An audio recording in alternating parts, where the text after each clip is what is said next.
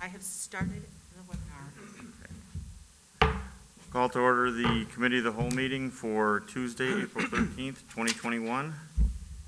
First item on the agenda tonight is roll call. Miller, Here. Rosado, Here. Beck, Knopf, Here. Chanzit, Here. Barron, Here. Wolf, Here. O'Brien, Here. Callahan, Here. Meitzler, Malay, Here. Ewer, Cerrone, Here. and McFadden. 11 out of 14. Okay. We have 11 for tonight. All right. Second on the agenda tonight is a reminder to please speak directly into the microphone for the recording and the broadcast for BATV. Item number 3 is approve the minutes for February 23rd, 2021. So moved. Motion by Rosado, Second. second by Miller. Roll call, please. Rosado, Aye. Beck, Knopf, Aye. Chanzit, Aye. Barron, Aye. Wolf, Aye. O'Brien, Aye. Callahan, Aye. Meitzler, Aye. Malay, Aye. Ewer, Cerrone, Aye. McFadden, and Miller. Aye. Motion carried, 11 to 0. Okay, thank you. Up next would be items to be removed, added, or changed. Do we have anything? No. All good? Okay. Anybody from the public that would like to speak for anything not on the agenda tonight? We have anybody waving their hand? Ed? Yes. We do.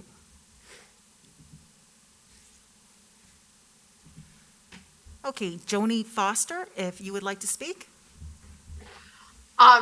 Here I am. Can you hear me? Yes. Oh, good. I don't know what do you want to ask me a question first? How do I begin? I've never attended before. No, you can just introduce yourself, and if you have a matter that you would like to discuss that is not on the agenda this evening, you may bring that up with City Council now. I believe my matter is on the agenda, and it's about, and I live here in Batavia, and that's all, I guess, and it's about the coal plant. Okay, sounds good. We'll make sure you have an opportunity to speak when we get to that item on the agenda. Thank you. I am very glad. Thank you. There are no other hands raised. Okay. Up next then would be the consent agenda. Alderman Chanzit? I'll just take it. It's a. Indeed. Consent, Oh, go ahead, What's that? Dan. consent agenda is, hang on a second. The COW executive session minutes for February 16th of 2021, and I would move that we would approve those. Second, no. Okay, a motion by Chanzit, second by Knopp. Roll call, please. Chanzit, Aye. Barron, Aye. Wolf, Aye. O'Brien, Aye. Callahan, Aye. Meitzler, Aye. Malay, Aye. Ewer, Cerrone, Aye. McFadden, Miller, Aye. Rosado, Aye. Beck, and Knopf. Aye. Motion carried, 11 to 0. All right, thank you. Up next is item number 7, which is ordinance 21-24, amending the text of the zoning code relating to signs in the downtown mixed-use district, City of Batavia applicant. Alderman Callahan, do you have this? Thank you. The zoning code limits the projecting signs in the downtown mixed-use district to generally one per building and requires the signs in the to be adjacent to the building's lease space. This ordinance would amend the zoning code to allow additional projecting signs and to allow wall signs for businesses not adjacent to the street-facing wall. Additional information is attached in the zoning text amendments. Joel, do you have anything on this one that you wish to add on this one from the staff point of view? Sure, just briefly, we've run into a couple of situations where lease spaces don't have adjacency to an exterior wall. As you mentioned, the zoning code requires the wall sign to be adjacent to the lease space. What we've done here is amended the code to give opportunity for some of the lease spaces that may not have adjacency to an exterior wall to get a sign on a wall that faces the street. We've also increased the number of projecting sign installations that can go on a building in the downtown. In addition to that, we're allowing 2 signs to be on a single projecting bracket for a projecting sign. And of course, the signs would need to maintain the minimum required clearance from the street or any kind of area where pedestrians might be. The Plan Commission reviewed these proposed changes at a public hearing on March 17th. No members of the public spoke at that hearing regarding this proposal. The commission noted that the proposal expands signage opportunities that can benefit tenants. They also noted that the required certificate of appropriateness or design review that would be required can ensure compatibility of the sign with its surroundings. And by a vote of 6-0 with 1 seat vacant on the commission recommended approval of amendments to the text of the zoning code for additional signs in the downtown mixed-use district as presented here. And staff anticipates no negative impacts with the proposed expansion of sign opportunities. And consistent with the commission's recommendations, staff recommends approval of ordinance 21-24 as presented. Thank you, Joel. Are there any businesses that are currently waiting for this or? Not that I know of. We're not holding any permits, but I think we did allow a business to consider having 2 signs on 1 bracket. I think we did suggest to a business that they can do that. We had anticipated doing an amendment like this. I'm not sure if they'll come back, but we have that opportunity now. Okay, thank you. Joe, did you have your hand? Yeah, Joel, I was just going to ask, I recall a business that moved from one of the boardwalk shops over to North River Street, I believe, was asking something along those lines that they moved into a larger facility and we're looking to get some clarification or some relief. And if this is the response that we came back with, thank you. I like what you've done with this, and I think it helps promote some of those new businesses that we're trying to foster in our downtown area. Okay, thank you. Thank you. Anybody else have any questions for Joel? Anybody from the audience wish to speak on this, Laura? No, no one has their hand raised. Okay, then I will make a recommendation of approval of ordinance 21-24, amending the text of the zoning code, city code title 10, relating to signs in the downtown mixed use district, city of Batavia applicant. Second, Knopp. Motion by Callahan, second by Knopp. Roll call, please. Callahan? Aye. Meitzler? Aye. Malay? Aye. Ewer? Saron? Aye. McFadden? Miller? Aye. Rosado? McFadden here. Aye. Great, thank you. Miller? Aye. Rosado? Aye. Beck? Knopp? Aye. Tanzit, Aye. Barron, Aye. Wolf, Aye. and O'Brien. Aye. Motion carried 12-0. Okay, let the record reflect that somewhere between 7 o'clock and 7:10, Alderman McFadden joined us. Okay, up next is, Al- yes, Alan, we could put that on consent. yes, that'd be fine. Okay, up next is item number 8, ordinance 21-25, amending the Texas zoning code, City Code Title 10, City of Batavia applicant. Alderman Callahan? Thank you. Yes, I will have this one also. Thank you. Ordinance 2125, it will revise several sections of the zoning code that are proposed by the staff. First, it would allow a brewery with a tasting room up to 5,000 square feet to be permitted in the downtown mixed-use district. Larger breweries, though, would be subject to a conditional use approval.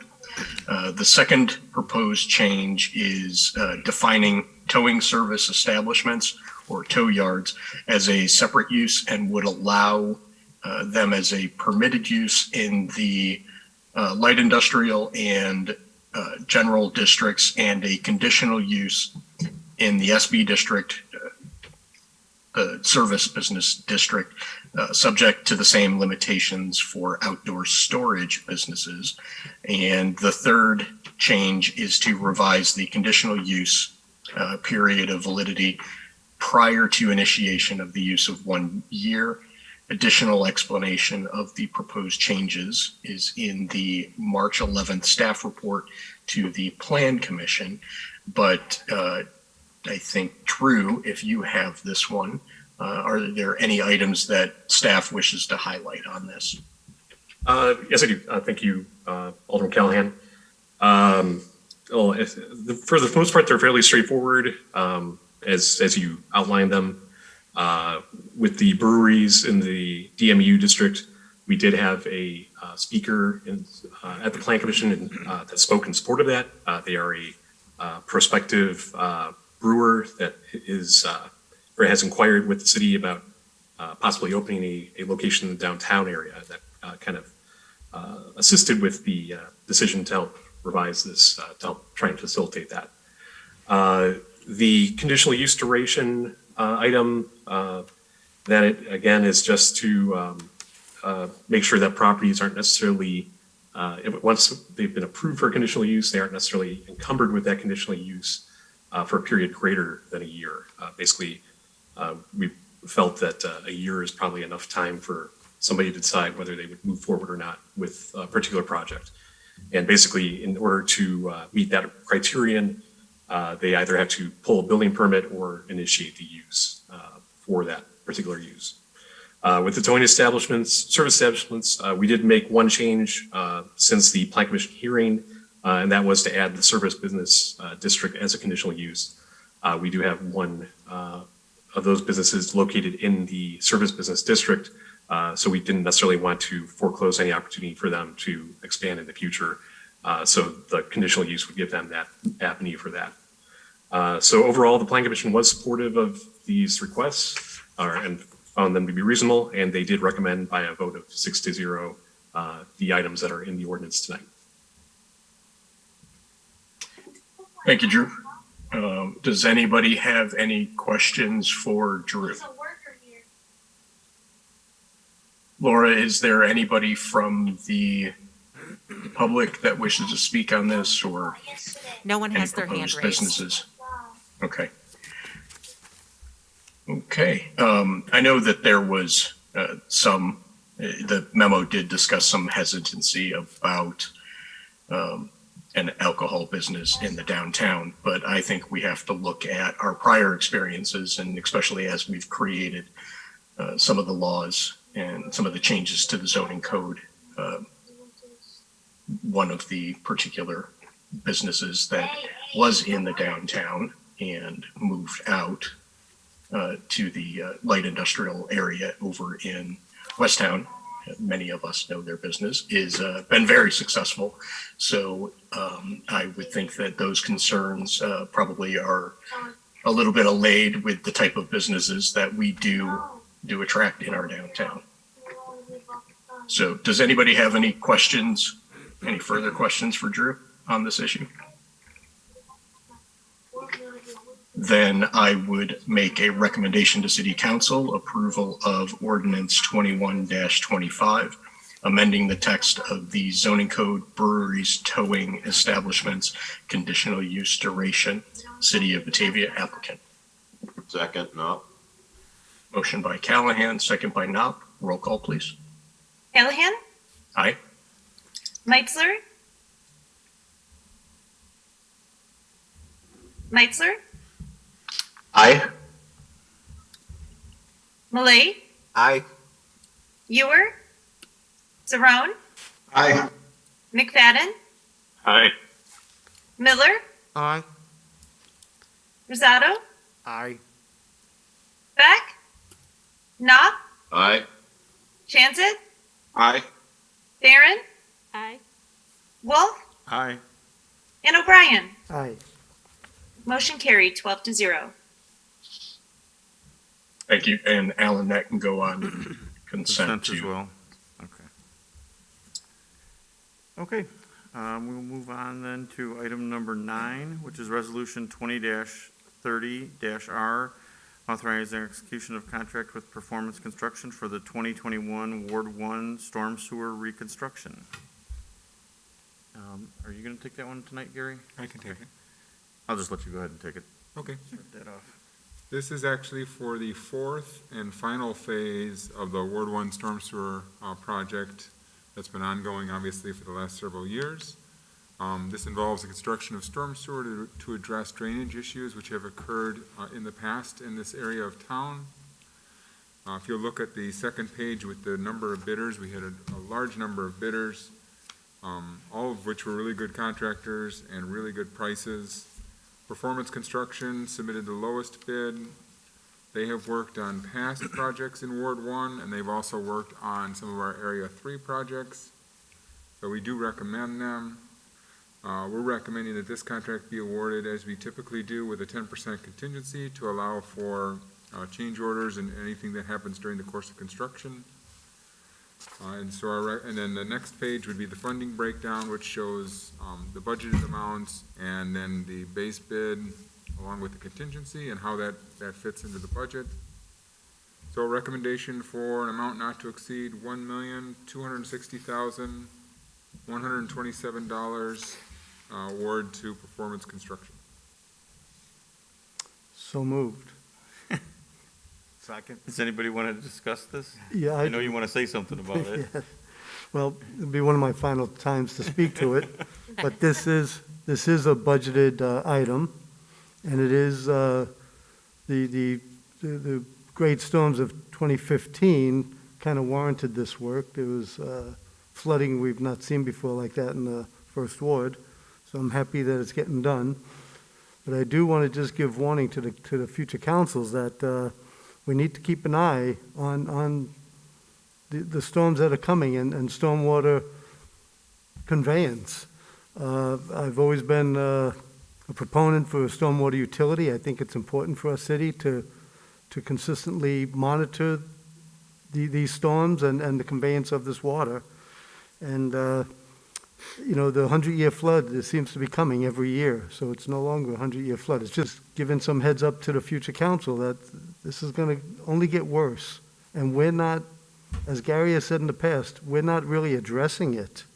We're doing it here now, but throughout our city, we're not addressing stormwater and storms that are coming towards us, and they are going to be coming. So I just would recommend that we keep an eye on it and we start looking again into a stormwater utility, because I think we can control our costs better and control flooding, you know, at least have an eye on it. So enough said about that, but I did make that motion. Thank you. Anybody else with any comments? I'll kind of second what Mike said. You know, we've dealt with this for quite a while. We're trying to do the best things we can now within the budget that we have. And we do definitely need to keep moving forward on any of the areas that we have issues with. I know we have other places in town that really are gonna need some expensive, attention real soon, so that's something we're gonna have to be on top of and be moving forward with, so that we don't wait and then have to make it even worse on our residents. So I think this is something that we really have to get done. So I'm glad this phase 4 is going forward, and I'm glad it's under budget. Okay, if nobody else has any comments, have a motion. Who seconded that? I think Mike Basoto. Okay. So Brian and then Rosato. Roll call, please. O'Brien, Aye. Callahan, Aye. Meitzler, Aye. Malay, Aye. Ewer, Saron, Aye. McFadden, Aye. Miller, Aye. Rosato, Aye. Beck, Knopf, Aye. Chanzit, Aye. Barron, Aye. and Wolf. Aye. Motion carried 12-0. Okay. You want to leave that on the regular agenda so you can talk about it at your last Sure. meeting? Sure. Your last full meeting? Okay. Okay, up next is waive formal bidding for purchase of a 2021 Avant 760i tractor and attachments. Technically, you don't need that on the count. I was just gonna I should have ask. caught that one. You can go to the next item and Okay. we'll talk about it. Yeah, we have to do that at city council. Right. Yeah. Here we don't, okay. So then, up next will be the 11, which would be Resolution 21-32-R, authorization to purchase Avant 2021 760 tractor with multiple attachments from Alta Equipment Company for $95,647.92. Okay, this is for our cute little tractor that runs around downtown and cleans all the sidewalks off and does all the work, moving stuff out of wherever it has to be. And I like all the little attachments I saw in the memo that, we should have everything that you need to do whatever you need.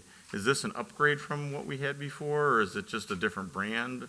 Trackless is the name of the brand that we have today, and it's the orange-colored machine, like you said, that you see in the downtown area.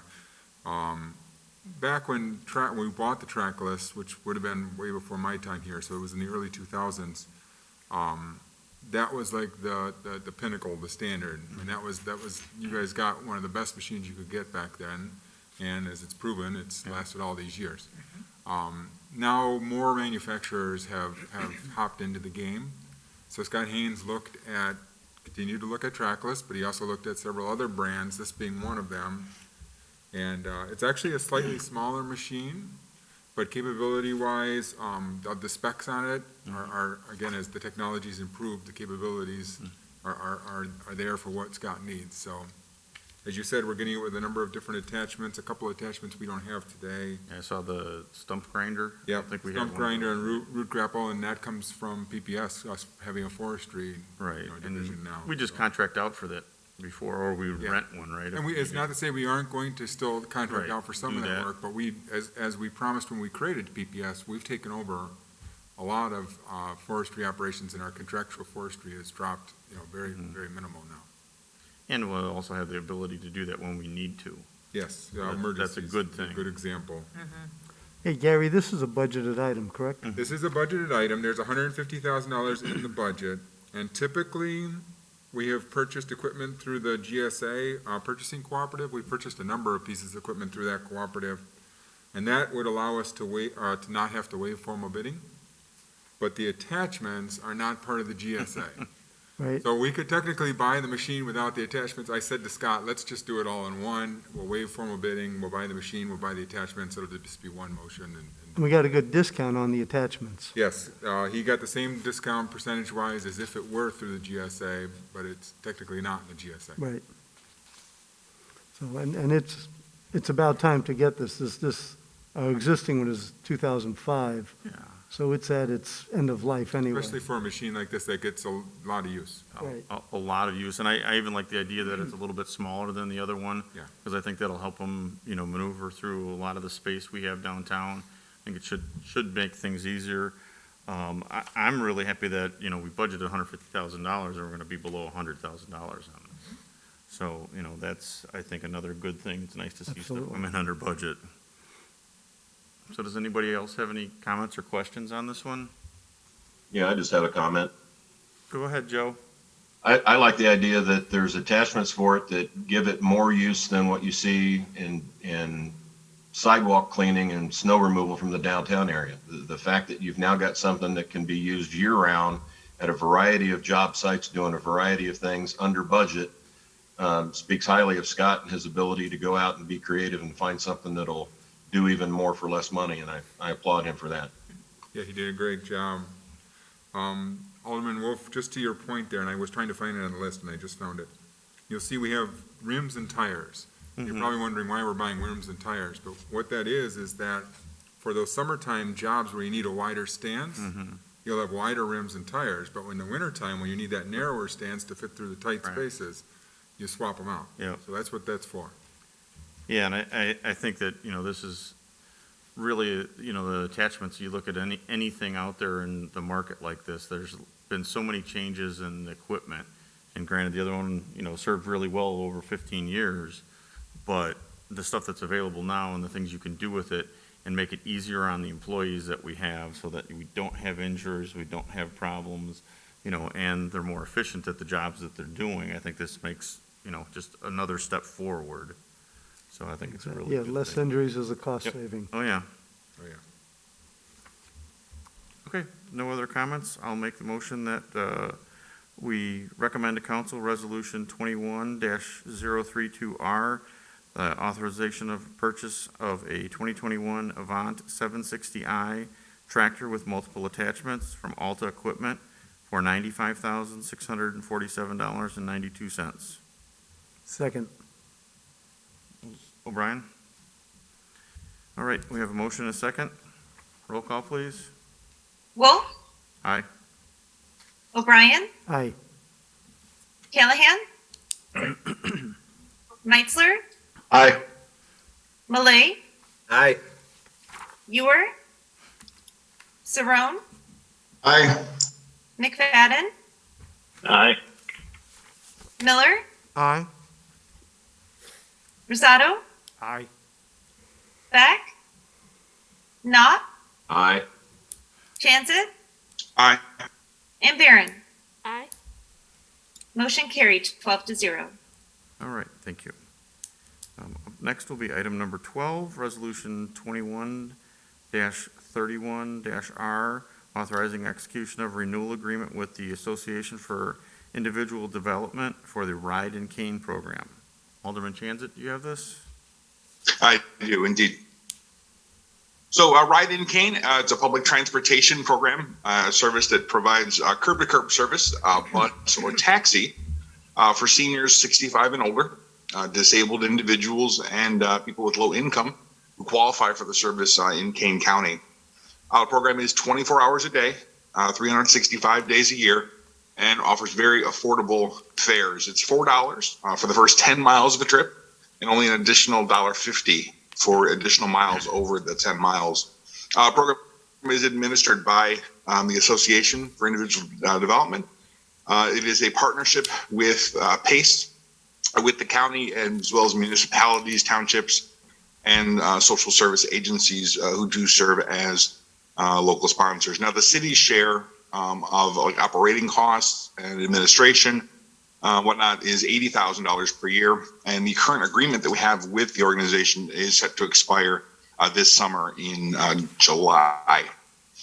We do know that there were not as many needs for rides during the pandemic, but we obviously expect there will be additional needs as the vaccine does come out. And so we do expect trips to go back up. So staff is recommending our continued participation in this program. Laura, is there anything that I left out? Nope, you covered everything. And curious if we can get some numbers for council when it's time to approve. Do we know approximate ridership or what percentage of the rides Batavians are taking advantage of? I was just curious if we need to do additional promotion of this service, because I'm sure there are people that are not aware of this. Yes, I can work with, Jen Fox is our representative on the Ride and Cane program. And so because knowing individuals in our community through the utility billing process, she comes to know those who may have extra need for these types of rides. And so I can tell you that in 2018, our ridership was around 7,000. Last year, it was only about 4,000 rides for the year, but we do expect, as you said, that ridership will increase both as people need rides to go and get their vaccines, and then once they have their vaccines, then resuming their normal activities such as going to doctor's appointments, going to their places of employment and such. Great. I'll open up to the committee if there's any questions or any additional discussion. No, I just have a comment. I think that this is one of those things that we don't talk about very often and a lot of people don't know about, but it's again, one of those great things that the city helps provide for residents that they may not want to ask for. They may have trouble finding a ride when this is available. So I think it is something that we do need to think about how we, get this out there so people understand that this is available for the community. It is, subsidized by their tax dollars, so it is something that they should take advantage of and use if they need to. Exactly.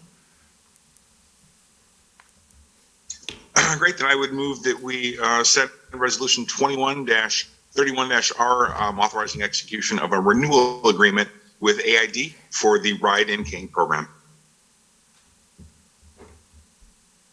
Second.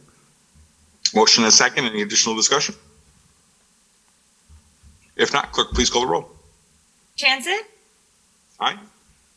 Barron, Aye. Wolf, Aye. O'Brien, Aye. Callahan, Aye. Meitzler, Malay, Aye. Ewer, Saron, Aye. McFadden, Aye. Miller, Aye. Rosado, Aye. Beck, and Knopf. Aye. Motion carried, 12-0. Thank you. All right, up next is item number 13, which is Resolution 21-33-R, authorizing execution of an access agreement between Fifth Third Bank National Association, One North Washington LLC, and the City of Batavia. Alderman Chanzit, do you have this? I do, indeed.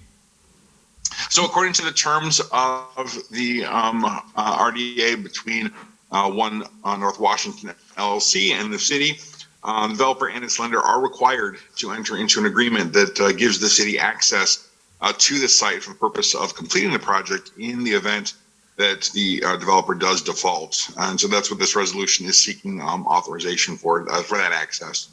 Although it's not required in the RDA, the developer's lender, Fifth Third Bank, is requiring the city be a party to the access agreement to formalize the rights and obligations of all three of the parties should the access portion need to be invoked. So basically the bank is acknowledging that if they need access after the first disbursement, that they would want that. Laura, is there anything more that you would like to say? No, that covers it, unless anybody has any questions for me about the agreement. And also, I would like to acknowledge that the developer is present here today in case there are any questions for the developer. But this is just sort of the last step in the process to, for the developer to gain access to the construction financing part of the project, which then leads to the, creation of the construction drawings that will be submitted for the building permit. So we're really kind of, if Dave, we're off to the races following this. Yes, this is Got it. basically a perfunctory vote. It's a housekeeping vote, just to clean it up and get underway. Right. I have a question. Yes, Joe? Was this agreement presented by the bank and asked the other parties to sign, or did we have any part in writing this agreement? It was very much a mutual, they started with a form of the agreement that looks very different than it does today, that we hired specialized counsel to assist us with this project to oversee the city's interests in this document, who is, specializes in TIF projects just like this. And there were many, many changes over the course of 6 to 8 weeks of negotiating this document. Okay, I appreciate that answer because you answered my next two questions, so thank you. You're welcome. Yeah. So if there is no other formal or further. Alderman Miller has a question? I have one. Okay, yeah. Okay. With changing this, does this change the liability to the city financially? Is there anything that could come back to us that we have to now? No, in fact, in a way, this says, the bank said, we want the opportunity to come in and complete the project before the city becomes responsible for doing it. What I was concerned with in negotiating this agreement was timing. Because as you know, once we issue the bonds, we want to make sure that the increment is going to be there to pay the bond indebtedness. And so what we mainly negotiated about was the time that it would take for the bank to undertake utilizing the surety bond to complete the project. And they came significantly toward our side of making us feel comfortable for the time within which they will decide whether they're going to complete the project, and then also the process to establish the receiver, who will then be the party responsible for engaging in those activities.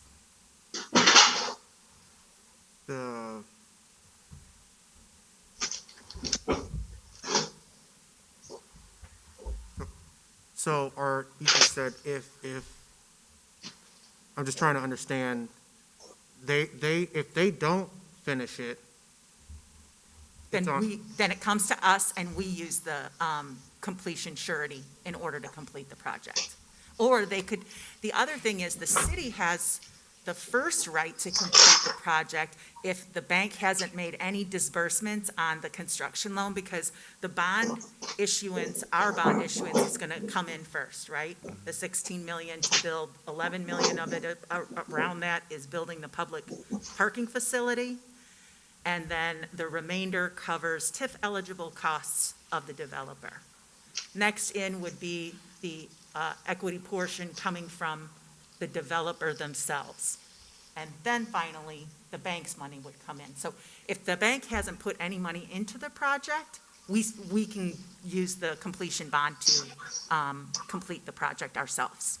It's only after the bank, they've made payments on this, this property is their collateral against the money that they have put into it. So they really have a vested interest then in seeing the building completed so that it's generating revenue, so that they are getting a market rate of return for their investment in it.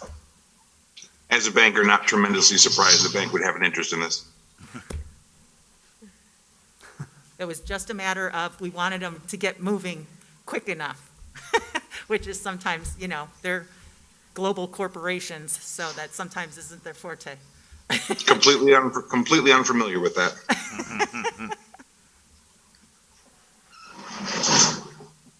Any other questions regarding this? Dan, it's Marty. Sure, Marty.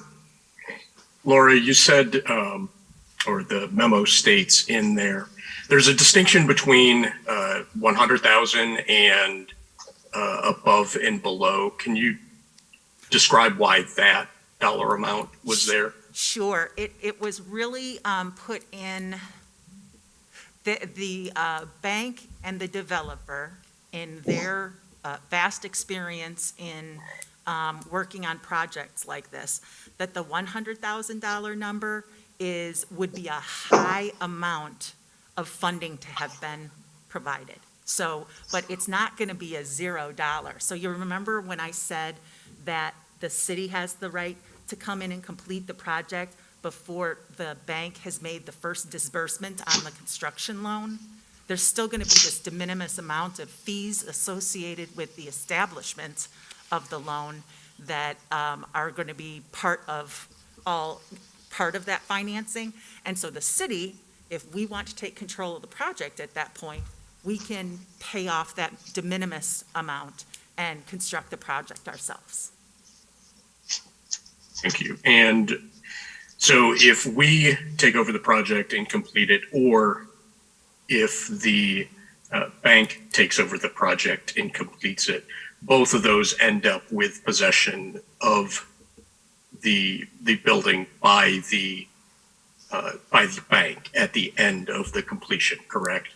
It's an access agreement, so it really doesn't have anything to do with who the owner in fee simple will be. You know, it depends upon if the bank were to foreclose on the developer and then end up in possession of, or end up in ownership of the property is what I mean to say. Then the bank then has taken on all of they are the successor in interest, and they have all of the rights and obligations of the developer under the redevelopment agreement, which is really important, right? Because the fee simple owner of this property is the one who has all of these backstops. Like if there insufficient increment is there, they can make gap payments. If they're unable to make gap payments, we establish the SSA. So all of that is the responsibility of the fee simple owner. And so what the access agreement it really talks about something different. Access might be access to somebody else's property, and that's what we're trying to work out here. Thank you, because that's actually where I was going with that, was if the default is due to a foreclosure scenario and they became the owner of the building at that point. I wanted to see how the SSA would transfer to that Great question. new owner. Great question. Thank you.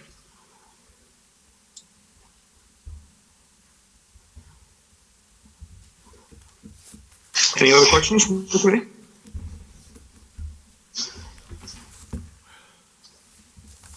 Okay, would someone care to make a motion? So moved. Second. A motion and a second. Any additional discussion? Clerk, please call the roll. O'Brien, Aye. Callahan, No. Meitzler. That was a no. Correct. Thank you. Malay, No. Ewer, Saron,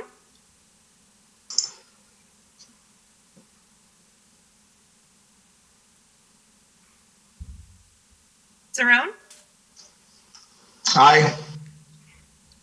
McFadden, Aye. Miller, No. Rosado, Aye. Beck, Knopf, No. Chanzit, Aye. Barron, Aye. and Wolf. Aye.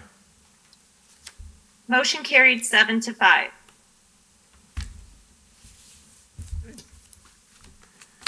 Thank you. Great. All right. Up next would be our discussion on the Illinois energy legislation. So, You want to start it, Mike? yeah, I guess I'll start it out as, I was surprised to see that the gentlemen were going to be attending this meeting. I was unaware of that. I thought we were going to be discussing it ourselves prior to that and just trying to come to some sort of agreement amongst the council and then ask these men to come in and discuss it further with us. But now that they are here, I don't see them on the board, but I'll leave it to them since they were asking to come and talk to us. I was not aware they would be here.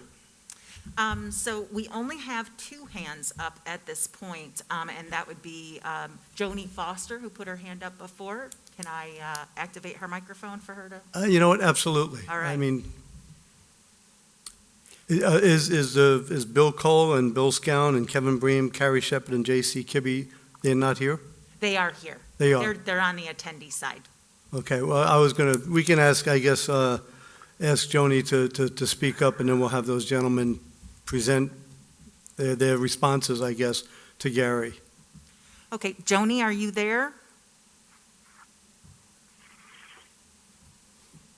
I think she's having trouble unmuting her microphone. We'll go to Reverend Scott Hull.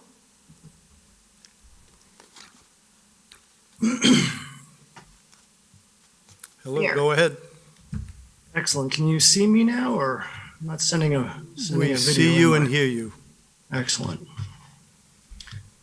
Well, thank you. I want to start by saying that thank you very much for letting us speak tonight. I appreciate the opportunity. As a new resident to this beautiful little town, I am deeply encouraged that there are so many good and earnest people willing to take up the work of community and community building. So thank you. My name is the Reverend Scott Hull. My family and I moved here to Batavia this past year because I took up a new job as the lead pastor of the local Unitarian Universalist Church. I'm speaking to you tonight as a resident, as a parent, and as a local faith leader. I'm asking you to support CEJA and support closing the Prairie State coal plant. A colleague of mine, the Reverend Dr. Carl Gregg, once told me that we are saved from perfection.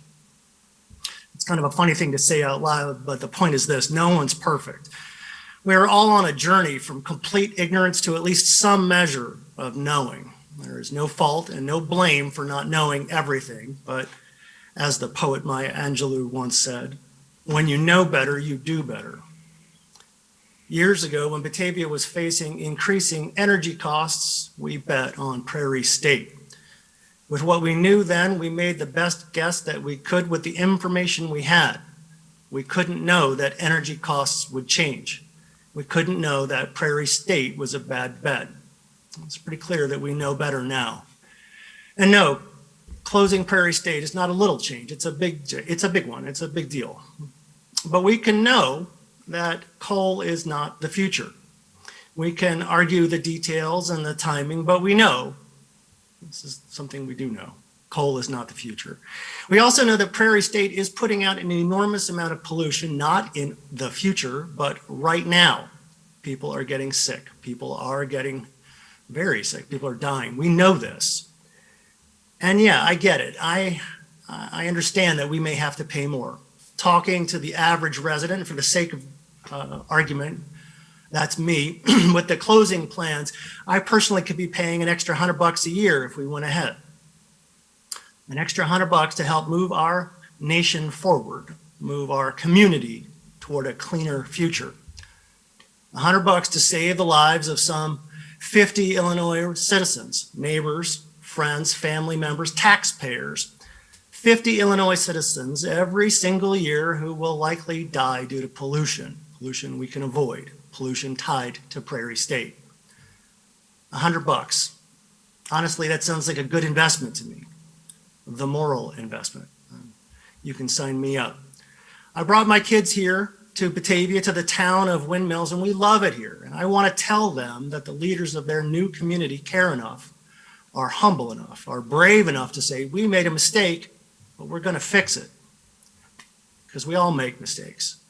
We're not perfect after all. It's just part of being human, but we can also choose. We can choose to fix those mistakes, choose to make the hard choices when it's important. And the health of our neighbors is important. The health of our environment is important. The future is important. We know better now, and when we know better, we must do better, and we know we should support CEJA and close Prairie State.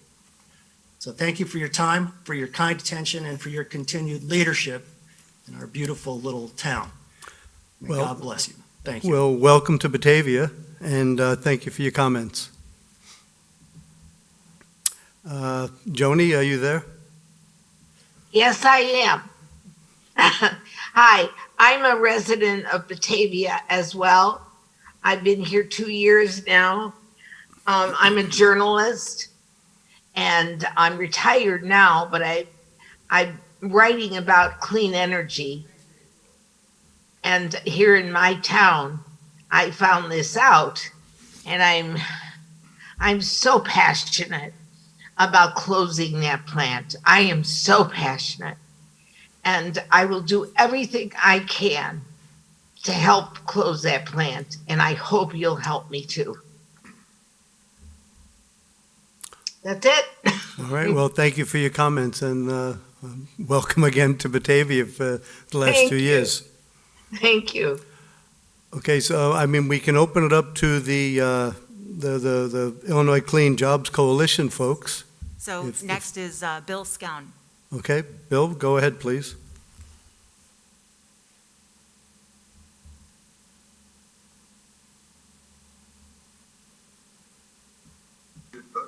Okay, can you hear me? Can you see me? We can hear you. All right. Since we've got some comments from the Batavia residents, I think we might ask if there are any others who want to pipe in at this time, and then we could come back and talk about the discussion we've had over email with Gary mostly around the costs and issues for CJA. Do we have others from the city who would like to comment? We have 6 members of the public, 6 attendees who have their hands up. I'm not exactly sure which, might be with Bill, but a Terry Hone.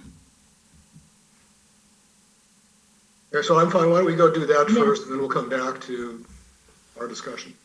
Okay, can you hear me? Yes, Okay, I'm Terry Haney. That's a common mispronunciation. sorry, Terry. That's okay. I've been in Batavia since 1978. And I want to echo what Reverend Scott Hull and what Beanie Foster said just now. I strongly support the CJA. Coal is not the future. Prairie State is a polluter. CJA gives us a path forward, a way out of a very bad deal. It may have looked good back when we got into it, but it was not a good deal, and we know that now. This gives us a path forward rather than being stuck in the past, and will put us on a much better path towards responding appropriately towards climate change, doing what we can to provide sustainable energy to our residents here in town. That's all. Thank you. Anyone else, Laura? Tom Litchfield? Tom, go ahead. Okay, good evening. I'm Tom Lichtenheld. Apologies for the silly picture. That's me in 3rd grade with a black eye. My name's Tom. I'm a resident of Batavia, and I would like to speak about the coal plant as well. This is a new issue to me, frankly. I just heard about it a few weeks ago, and I decided that since I live in Batavia and we might have the opportunity to have some impact on this issue, that I would read up on it, which I've been doing for the past few days. And it's been complicated and fascinating. But I agree with previous speakers who said that this looked good at the time it was started. It turned out to be a financial failure. And on top of that, it's environmentally way out of step with where we need to go in terms of climate change.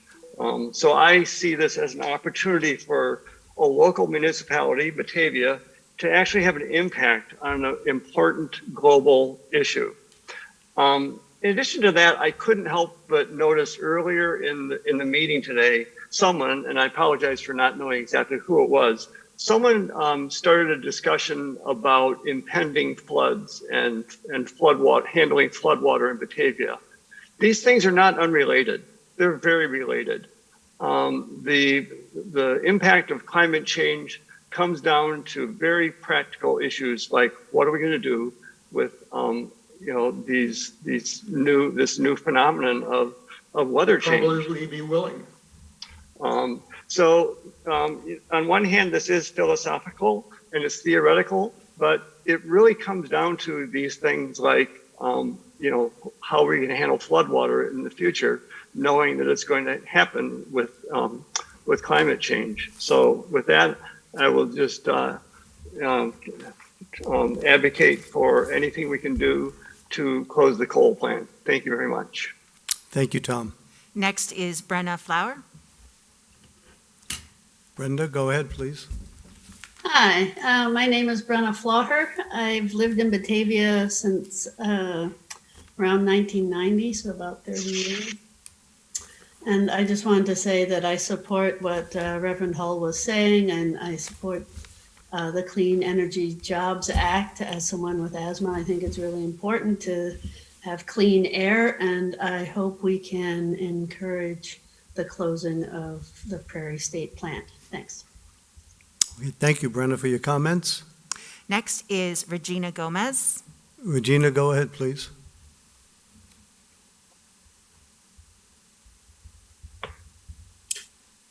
Good evening. Can you hear me? Yes.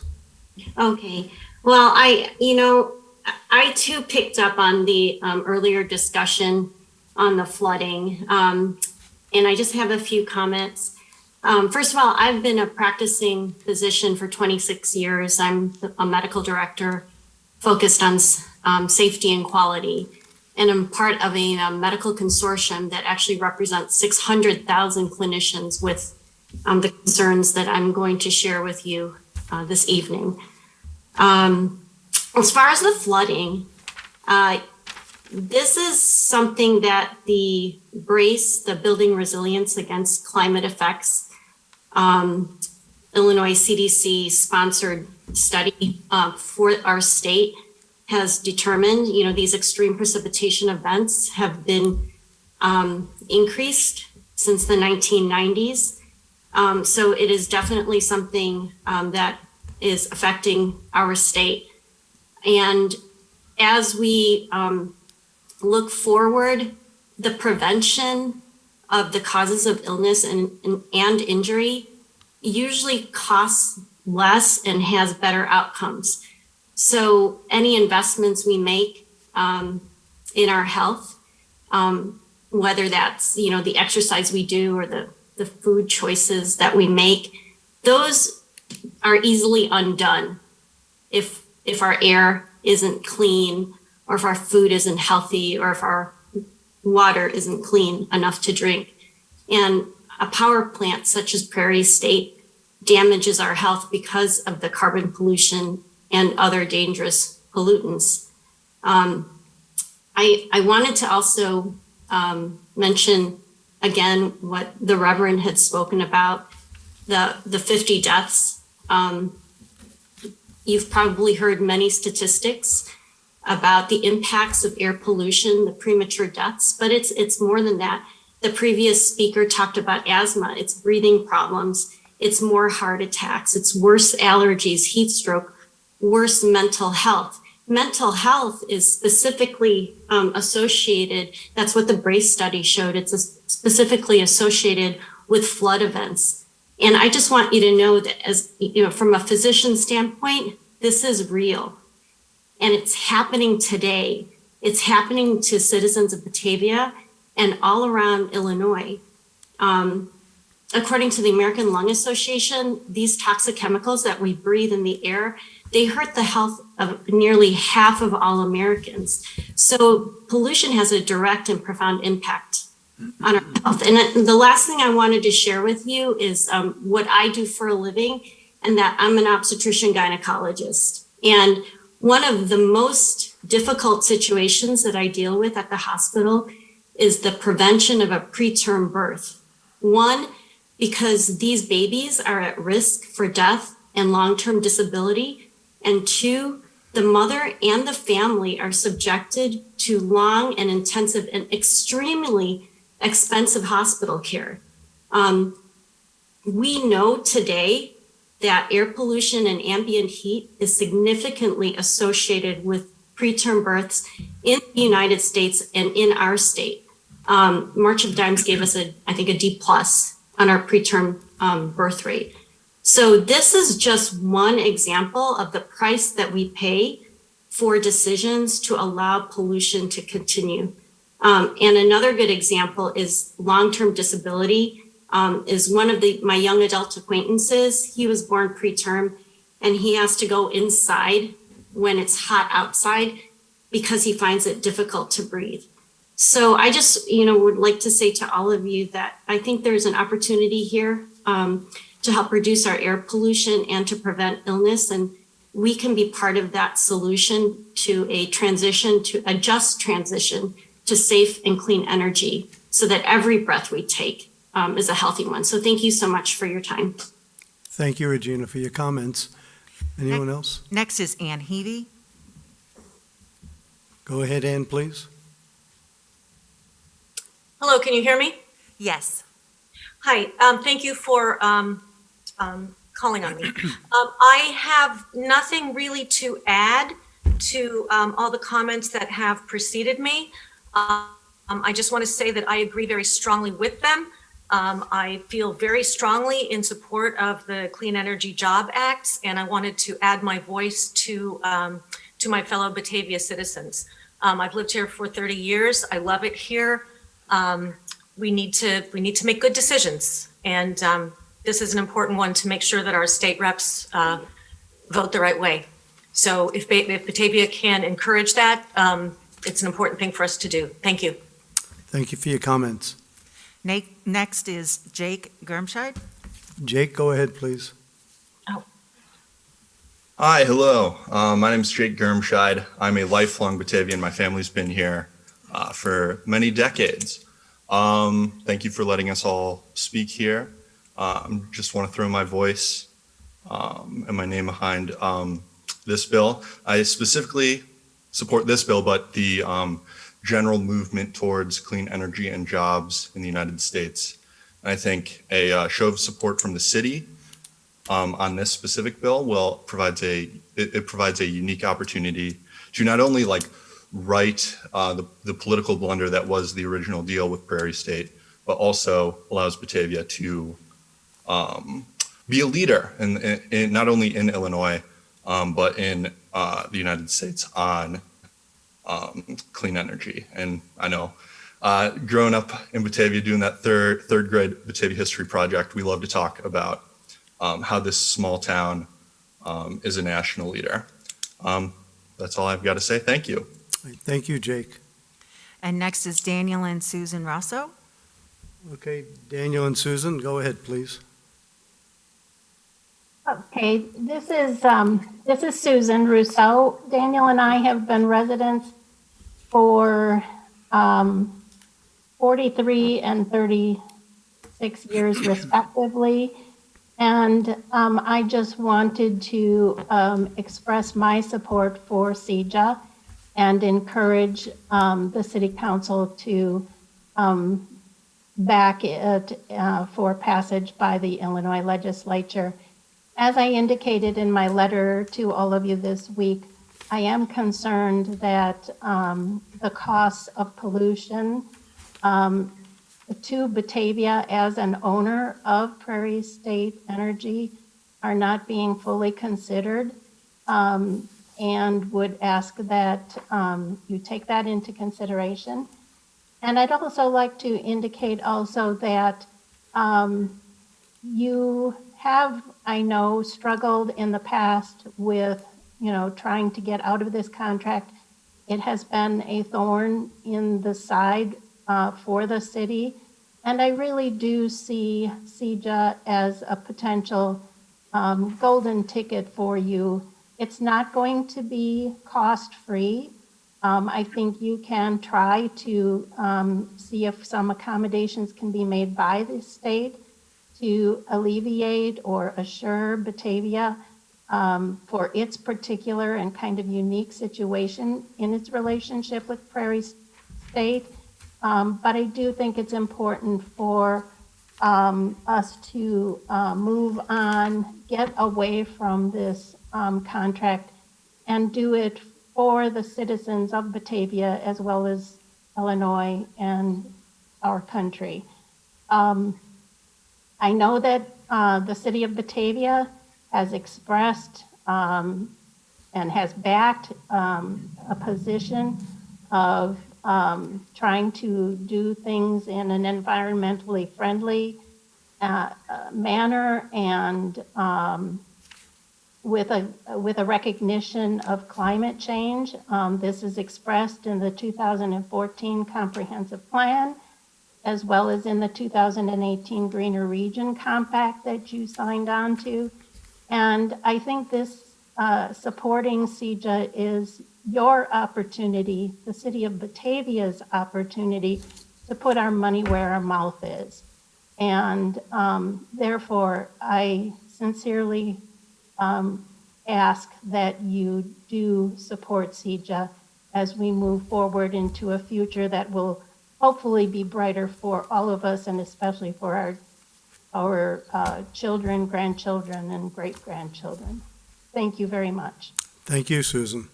And that's it from the public comments, except for Bill Scown. All right, so I'm going to make a comment, if I may, before Bill does. Okay, I appreciate everyone speaking up, and I just want to say, speaking for the whole council, probably speaking for the mayor and all the leadership in the city, in the services that we do, that everyone supports clean air and clean energy. I mean, there's nobody who walks around saying, I really want dirty air. And so there's no moral high ground for anybody. We're all on equal footing that we all want clean air, and there's just different ways of getting to that. And that's what we'll be discussing. So I just wanted to be clear on that. And one last point I want to make, Batavia is in a position now with Prairie State, and we're in a tough position. But the decision that was made in 2007, 2008, 2009, when that contract was signed with Prairie State, the council, the mayor, the city was told by many leaders in the industry that this was the thing to do. And so we paid good money to people to give us that advice, and we followed their advice. And then, with fracking, the cost of gas plummeted, as did the cost of electricity. And coal has remained steady, flat, what their price was. So, the city got caught in between the economic downturn at the time and the drop of electricity. So it's an unfortunate situation, but was it a mistake by the city? Well, in hindsight, 2020, I guess it was a mistake. But I think it's hard to fault the people who were before this council, who made that decision. So if there's anything we have learned, it's diversity is what's key to your energy supplies. It's not just, I don't believe we should just go all in one direction. We need to diversify. But that being said, I'll turn it over to Bill Scown now. Is everyone here from the ICJC, or is it just Bill? I believe it's just Bill. Okay, Bill, go ahead then, please. So we do have a number of people from the ICJC attending this evening. Okay. So and I'd like them to join in the discussion too, of course. Back on March 30th and since March 30th over email, we've had an extended discussion. And I think we're pretty much on the same page now relative to the facts of the costs. And I hope we're on the same page, relative to the fact that Prairie State does emit a lot of pollution, carbon dioxide pollution in particular. And it's not a clean plant. Clean is a relative term. Perhaps it's cleaner than some of the old coal plants, but it's still the largest emitter of pollution, generation pollution in the state of Illinois, and one of the top 10 in the U.S. And it's not going to get any better. So I think we're all agreed that ideally we would like to move to a clean energy future in short order. CEJA's schedule is by 2030 to eliminate fossil fuel generation in Illinois, and that's the goal I think we all love to achieve. All of our discussion and most of the resistance so far has all been around the cost of doing so. Batavia is trapped basically with some long-term, fixed cost ownership and some long-term fixed price deals with major customers that are, present a significant barrier. So, what we need to do is talk about the costs of the transition and not just leave it there, but talk about what's gained and the benefits of making this transition now when you've got the state of Illinois facilitating it. There may not be another opportunity like this in our future. And the future may be very dire for coal-fired generation as we look at additional carbon taxes that may be mandated at the federal level or closures that may be mandated at the federal level in order to meet new energy legislation. We also know there are some economic risks associated with continuing to operate Prairie State. There are environmental risks associated with continuing to operate Prairie State and attendant further economic problems that we may be forced to bear as owners if we continue. So, I think the kind of discussion we want to have tonight is, first of all, do we want to go there? Do we really want to get to a clean energy future for Illinois and for Batavia? I think, from what I've heard, not only from our audience this evening, but from the city council, the answer is yes. Is there anyone within the council who doesn't want to make that transition, if we can find a way to make it affordable? I'll pose the question. Is there anyone who doesn't want to do it? I think I answered that, Bill. I think I answered that when I said, we're all on the same page. We're all looking to get to clean energy and cleaner air. So I think we're all talking the same language here. So given that that's where we want to get, and it's Batavia's goal to act in a way that's compatible with a livable climate and the health of the citizens of Illinois, operating the plant for its projected life just is not compatible with those goals. So, given that, and given that we don't really want to operate this plant for its entire projected life, if we can find a way to do it at a reasonable cost, what needs to happen to enable you to make the transition at a reasonable cost, at a cost that you and our ratepayers can afford? I think what we're talking about is the current coal severance fees and the ECRF fee we're talking about, which I think you characterized as about $5 million per year until the plant is shut down. Our estimates were similar, a little lower.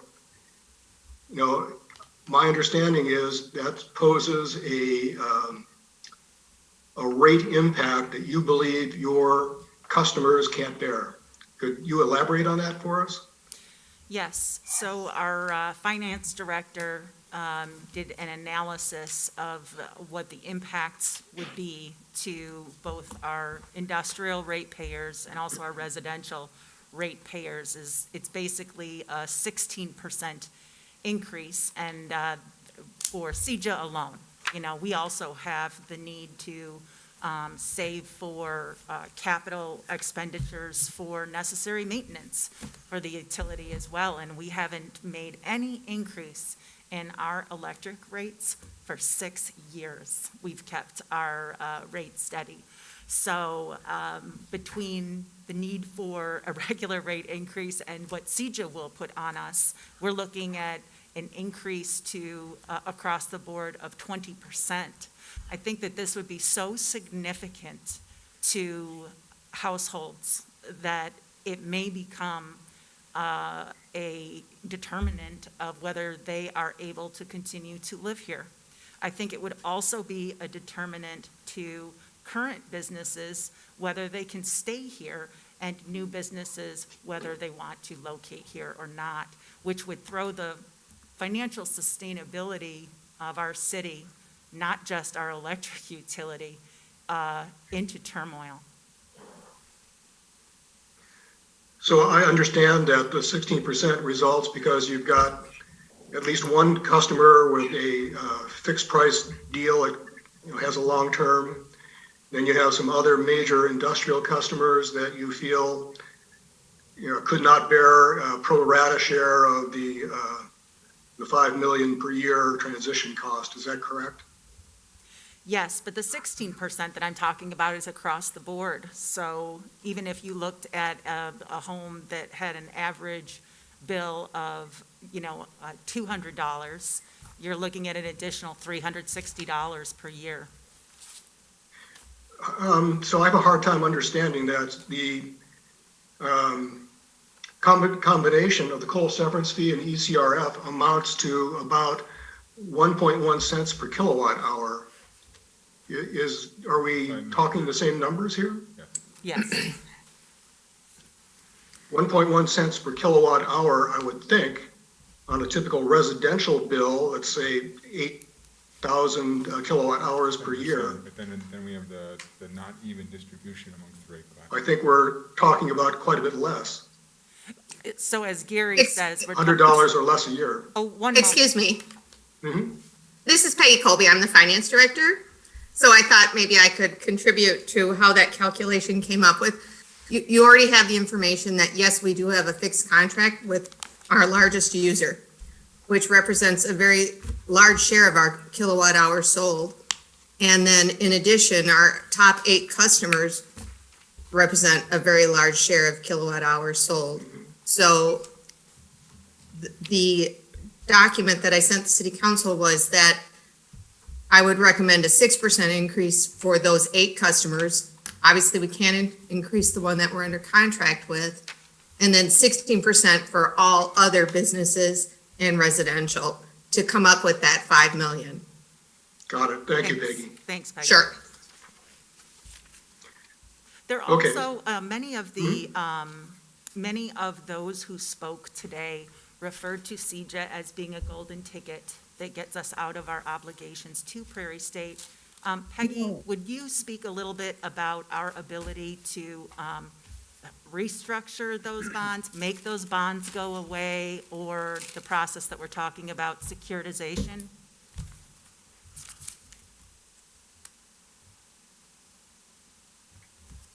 I'm sorry, was that addressed to us or to? It was addressed to Peggy. She To muted. Peggy, okay.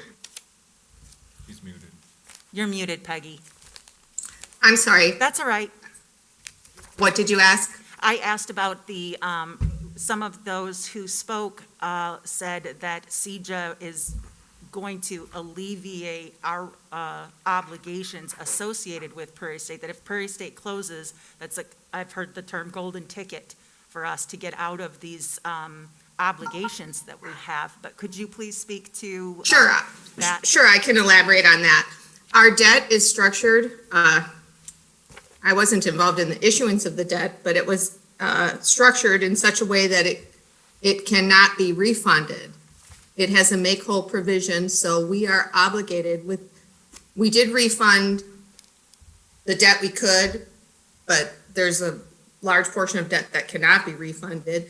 And so we are obligated with that debt until it expires in 2042. So we will be paying that debt regardless of whether the plant is open or closed. Thank you. So Peggy and Laura, what I'd like to suggest is that, we were perhaps wrong about savings from refunding the bonds with securitization. And I'll be the first to admit that. The make whole provision basically takes all the fun out of it. And there's not much opportunity for savings, although I believe they could be refunded if we did, meet the terms of the in bond indenture. But there's no real point to it. So our proposal really isn't dependent on refunding the bonds. We could close Prairie State, or Prairie State could be closed by the state of Illinois, rather. And Batavia and the other owners could continue to pay off their bonds and start replacing Prairie State with clean energy. Our proposal is that, our case is that the future of clean energy is going to be cheaper than continuing to operate Prairie State. The bonds are basically a sunk cost. They'll be there whether you operate Prairie State or close Prairie State. But we'll be able to save some money, not a lot perhaps, but some money by shutting down Prairie State and replacing the power and the capacity of the clean energy portfolio. Now, I think the real barrier that we're up against is the transition cost, getting from here to there. And in most of our analysis, we've assumed that by 2030, and perhaps close to 2030, the Illinois EPA will close Prairie State. And at that time, when Prairie State closes, the bond, the debt service will continue, but your obligation to buy energy from a plant that's now no longer in operation ceases.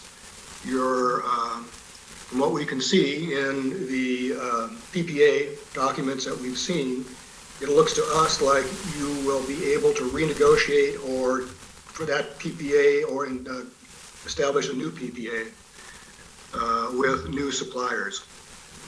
So that's when we say it's a golden ticket, that's really what we mean. The state of Illinois closing fossil fuel generators, including Prairie State, creates an opportunity for Batavia and the other Prairie State owners to get a new lease, new deal, and move on to a clean energy generation future. Yes, this is Peggy Colby again. What about that transition period? It definitely is the biggest sticking point because that's $5 million a year. We'll never save that with the closing of the plant. And all of our ratepayers will have to bear that cost. You're right, Peggy. It'll take years to recover that from lower clean energy prices. However, we're not doing this to come up with a least cost future. We're doing this hopefully to get to affordable clean energy. Now the question becomes, what is affordable to get to clean energy, to get rid of the pollution, the health risks, the future financial risks of Prairie State? $5 million a year is a significant price. We won't debate that. What we'd like to do, though, is find a way to perhaps mitigate that or find a way where the bill can be paid. If I could jump in too, this is Gary Holm. The $5 million a year doesn't end when Prairie State closes. The city receives 55 megawatts of capacity resources from Prairie State, and then we would have to go on the market to purchase those capacity resources. And those capacity resources are roughly in that same neighborhood of cost. They're a little less than that, but they're not of a small magnitude. So we may stop paying the coal severance fee and the community reinvestment fee, but now we got to go out and buy 55 megawatts of capacity, which has been given, part of our ownership of Prairie State. So don't assume that come 2030, all these large fees are going away. Now we'll have a new set of fees that we have to pay.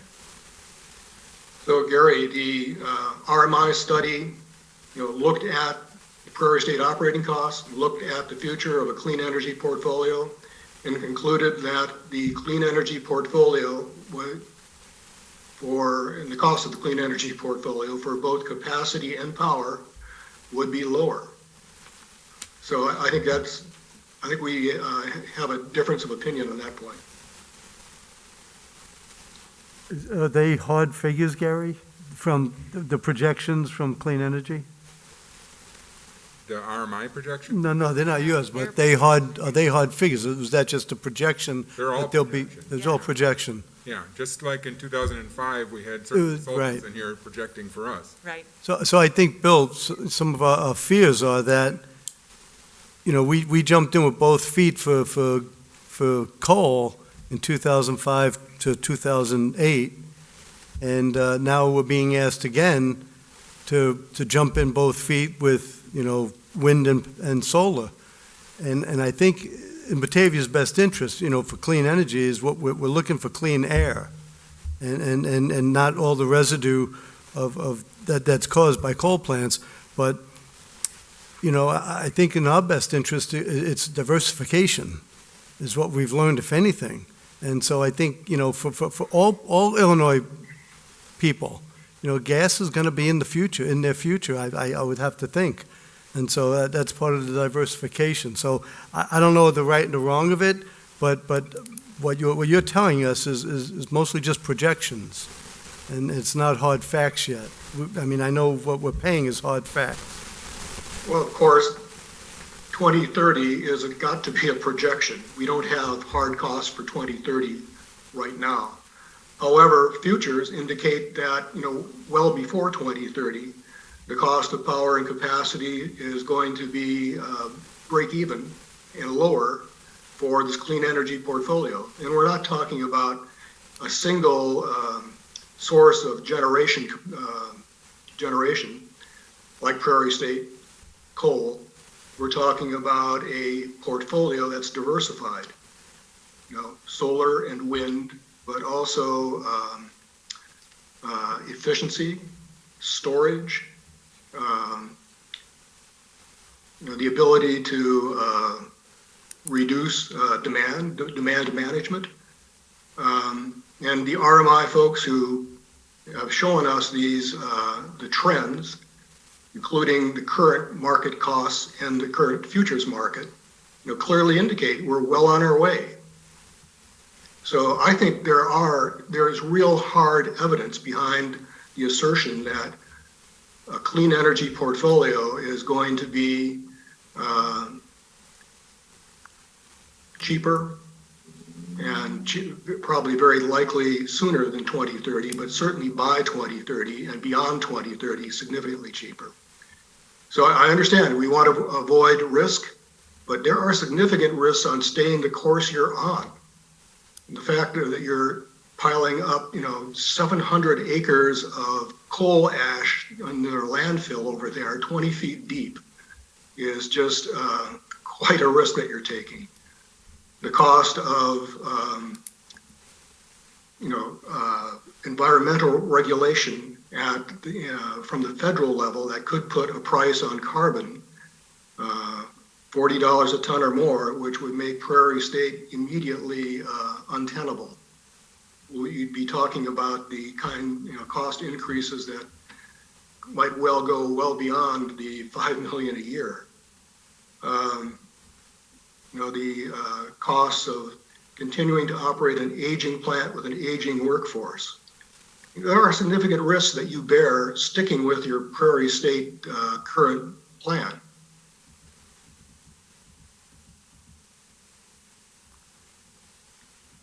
J.C. Kibbe said that he has a comment that may be helpful here.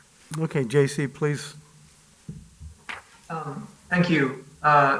Bill spoke to this somewhat, but just wanted to address a couple of the questions about, the projections and what those are based upon. Bill already spoke to the fact that those are based on market futures. So these weren't just pulled out of an abstract, but we looked at what the markets think the future is going to cost, and major energy companies use these contracts as a way to hedge their bets, et cetera. So this is a fairly, I think, robust way to look at this. And even within that, we looked at a range of values for possible future capacity prices. And we find savings in a lot of those different scenarios. And that's on page 8 of the report for folks who are interested. We did find, I guess just in the interest of transparency, there is a conceivable world where we could still be facing a capacity cost increase compared to Prairie State in 2030, which is essentially if capacity prices go to their maximum level, the so-called cost of new entry. And I guess two things I would say is that, number one, that's the cost of new entry today and may well be lower in 2030. The other thing is that prices have never gone that high in the history of the existence of the PJM RTO or in the ComEd zone. And even if that were to happen, we would probably be looking at a cost closer to 1 million a year. And again, that is in a worst case scenario. So just to say, I just want to be very clear that these were not figures that were pulled from a hat, and they are not cherry picked. We looked at a range. And so we think that in the, if you roll a 1, 2, 3, 4, or 5 on the die of the future, which none of us can know, we think that you come out ahead. And if you roll a 6, there's some negative consequences, but I think we find those in our report to be less than what Mr. Holm is describing. Thank you. Anyone else from the ICJC wish to chime in? See if anybody has their hand up. Who's that? Just looking to see if there is anyone else with their hand up. If no one else has got their hand up or would like to talk, I'd like to make a suggestion. Please. So, I think it's obvious we all want to get to the same place. We all want to get to this clean energy future. It's just a matter of finding a way to make it affordable. I suggest Batavia ask for the state of Illinois for some relief on the transition costs. I think it's clear that we want to go there. It's clear that there are some barriers that are going to be really difficult for the city to bear. And there may be a way to get some relief. If you don't ask, you won't get any. And if you don't ask, you may lose this opportunity. Okay, thank you. So I guess then I'll just open it up to the council. Does anybody have questions for Bill or JC? I would just want to have a clear understanding. So the worst case scenario is we still have to continue to pay Prairie State. We're going to have to also pay this $5 million in fees. And then we're also going to have to pay to buy additional Energy. Yes. energy. That's And correct. that is worst case scenario if the state of Illinois does not give relief to Batavia of 26,000 residents out of millions of residents in the state of Illinois. That's correct. And also our industrial users, but Yes. yes. Just to be clear, your need to buy replacement clean energy, it happens after Prairie State closes and the Prairie State operating costs cease. Well, So that's right. Right, We're but if you're obligated to saying- buy Replacement of, not in addition to. Right, but We're you're obligated to buy renewable energy under CJS starting in 2022. Exactly. So we have 8 years of renewable energy we have to purchase before Prairie State were to close. And sell back.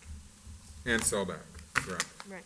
And then when we're talking about the clean energy portfolio, really what we're doing is we're putting all of our eggs into solar and into wind. There's no other renewable, cleanable energies that are available here in the Midwest, like there are out in California where they have.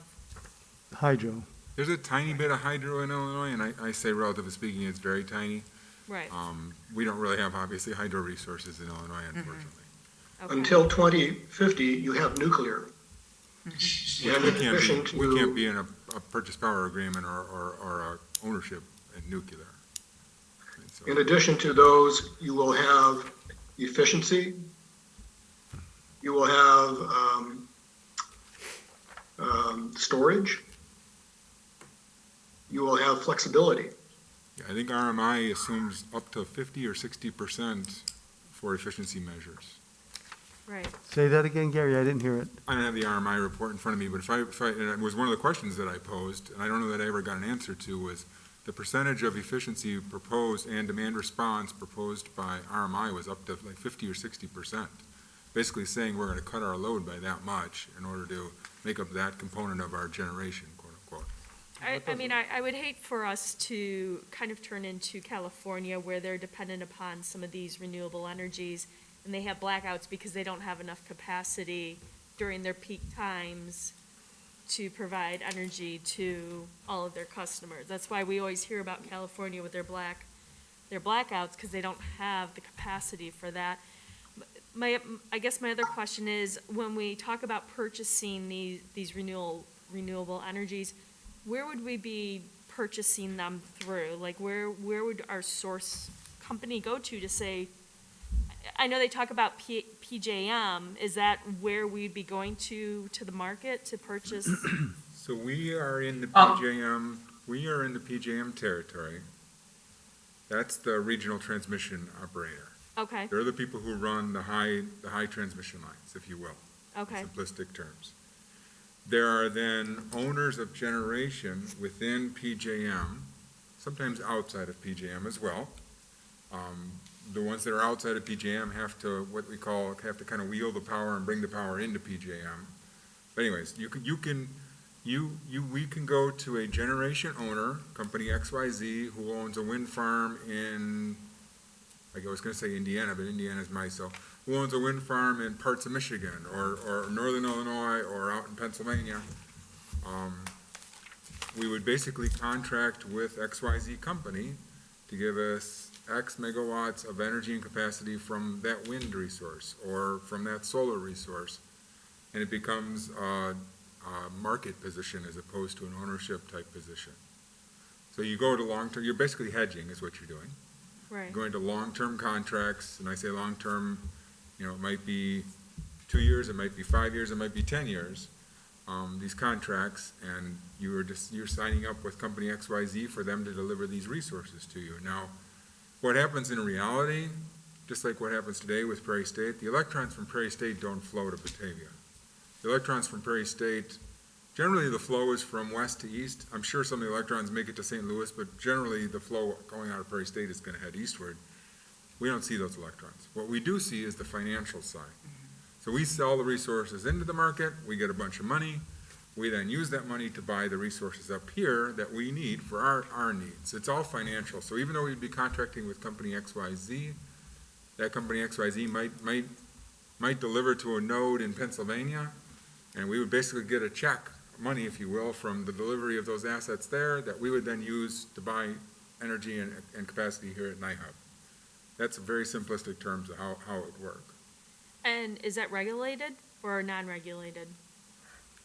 Well, the overall structure is regulated by FERC. I'm not sure if I understand your Okay. question specifically, though. So what risk do we potentially have if we sign up with XYZ that they're not also signing up all these other communities with a contract saying we will provide that to you when they may not have the load to provide it to everybody? That, now you're getting into the legal side. That part gets a little beyond my level of knowledge. Those folks are regulated when it comes to contractual obligations through PJM. If they're going to provide capacity, they have to bid that capacity into the market, and they're responsible for providing that capacity. There's now things called capacity performance, and if they don't provide that capacity, they get hit with huge fines. So they have an obligation to provide that capacity, and what they'll be doing is they'll provide that capacity in the name of the city of Batavia. We're providing this capacity. That's how that would work. Okay. I believe they also have to demonstrate their ability to provide the capacity.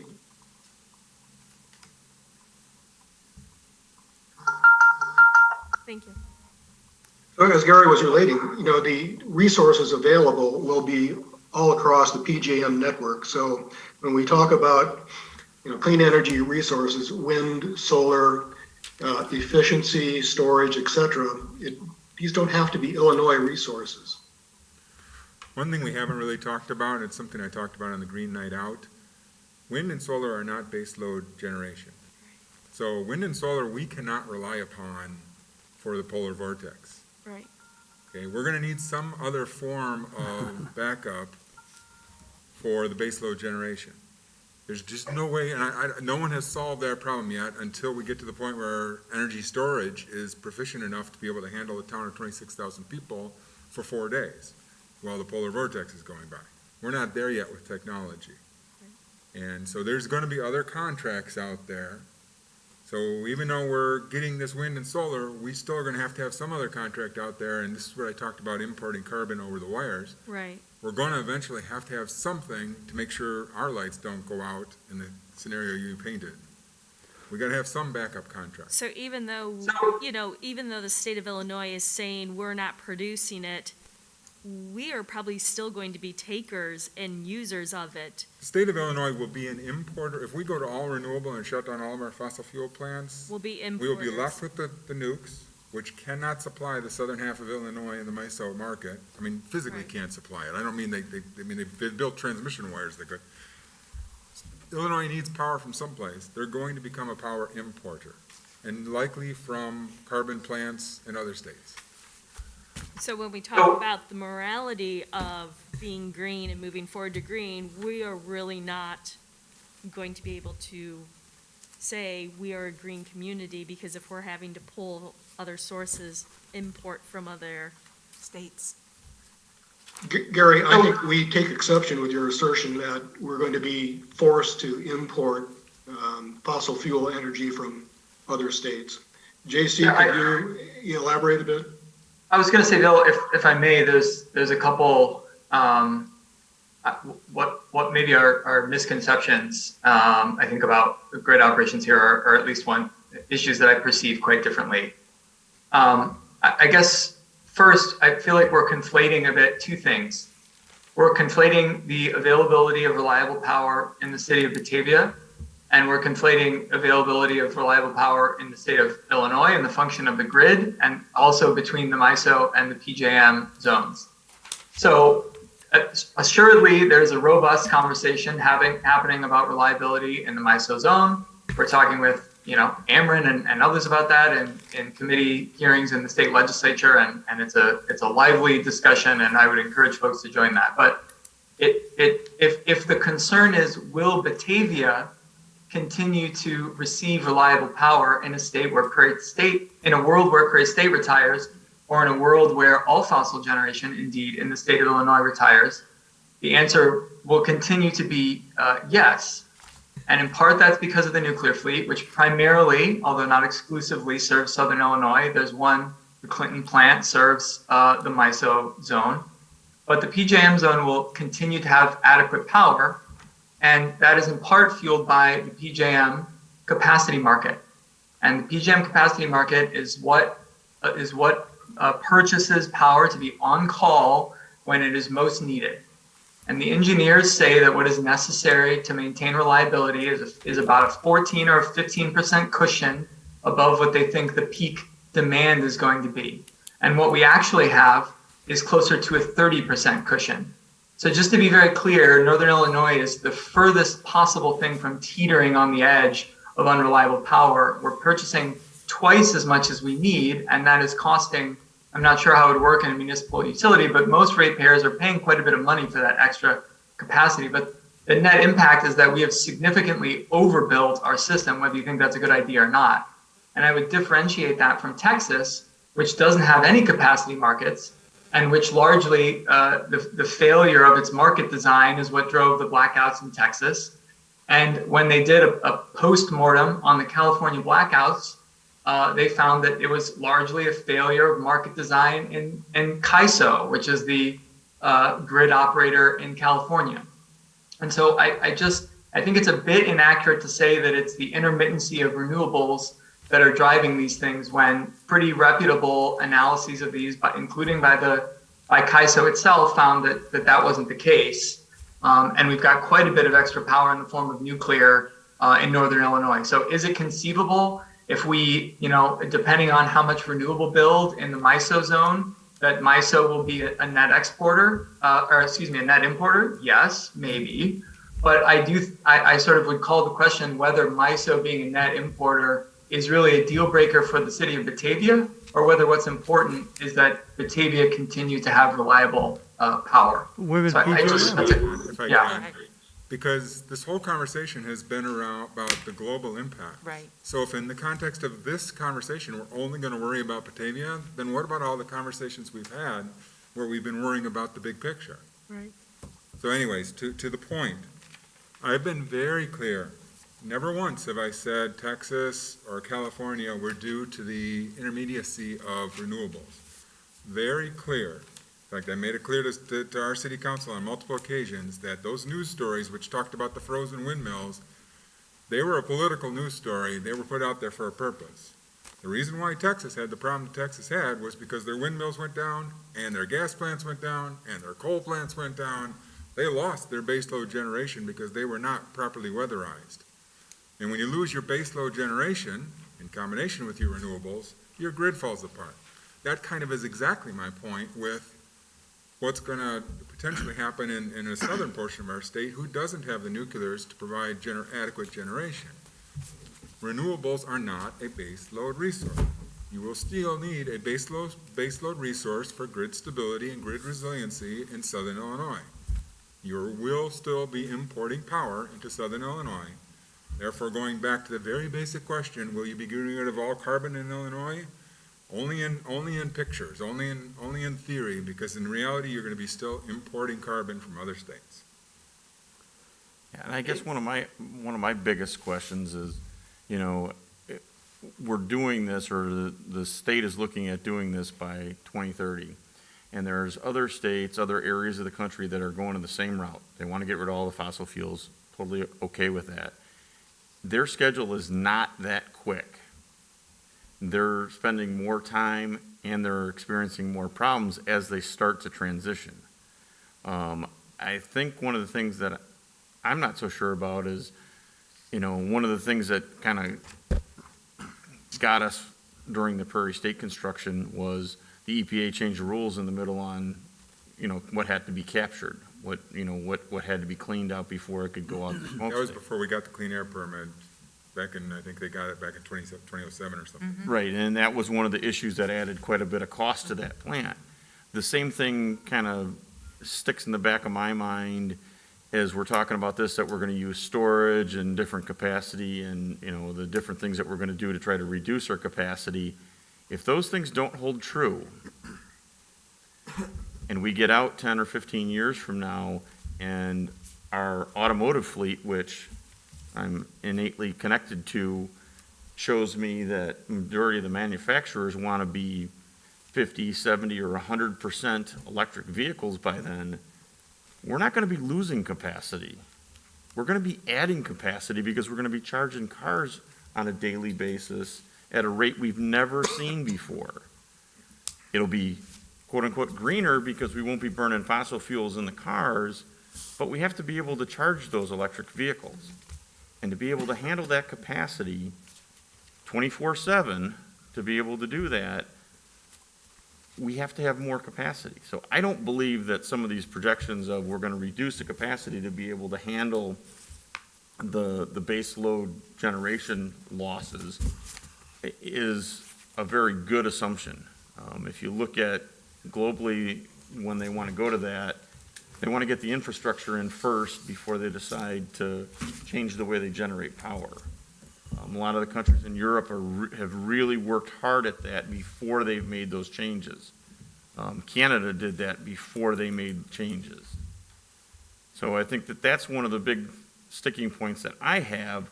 I like the majority of the Clean Energy Jobs Act, but there are things in it that I think are going to be really problematic as we move forward.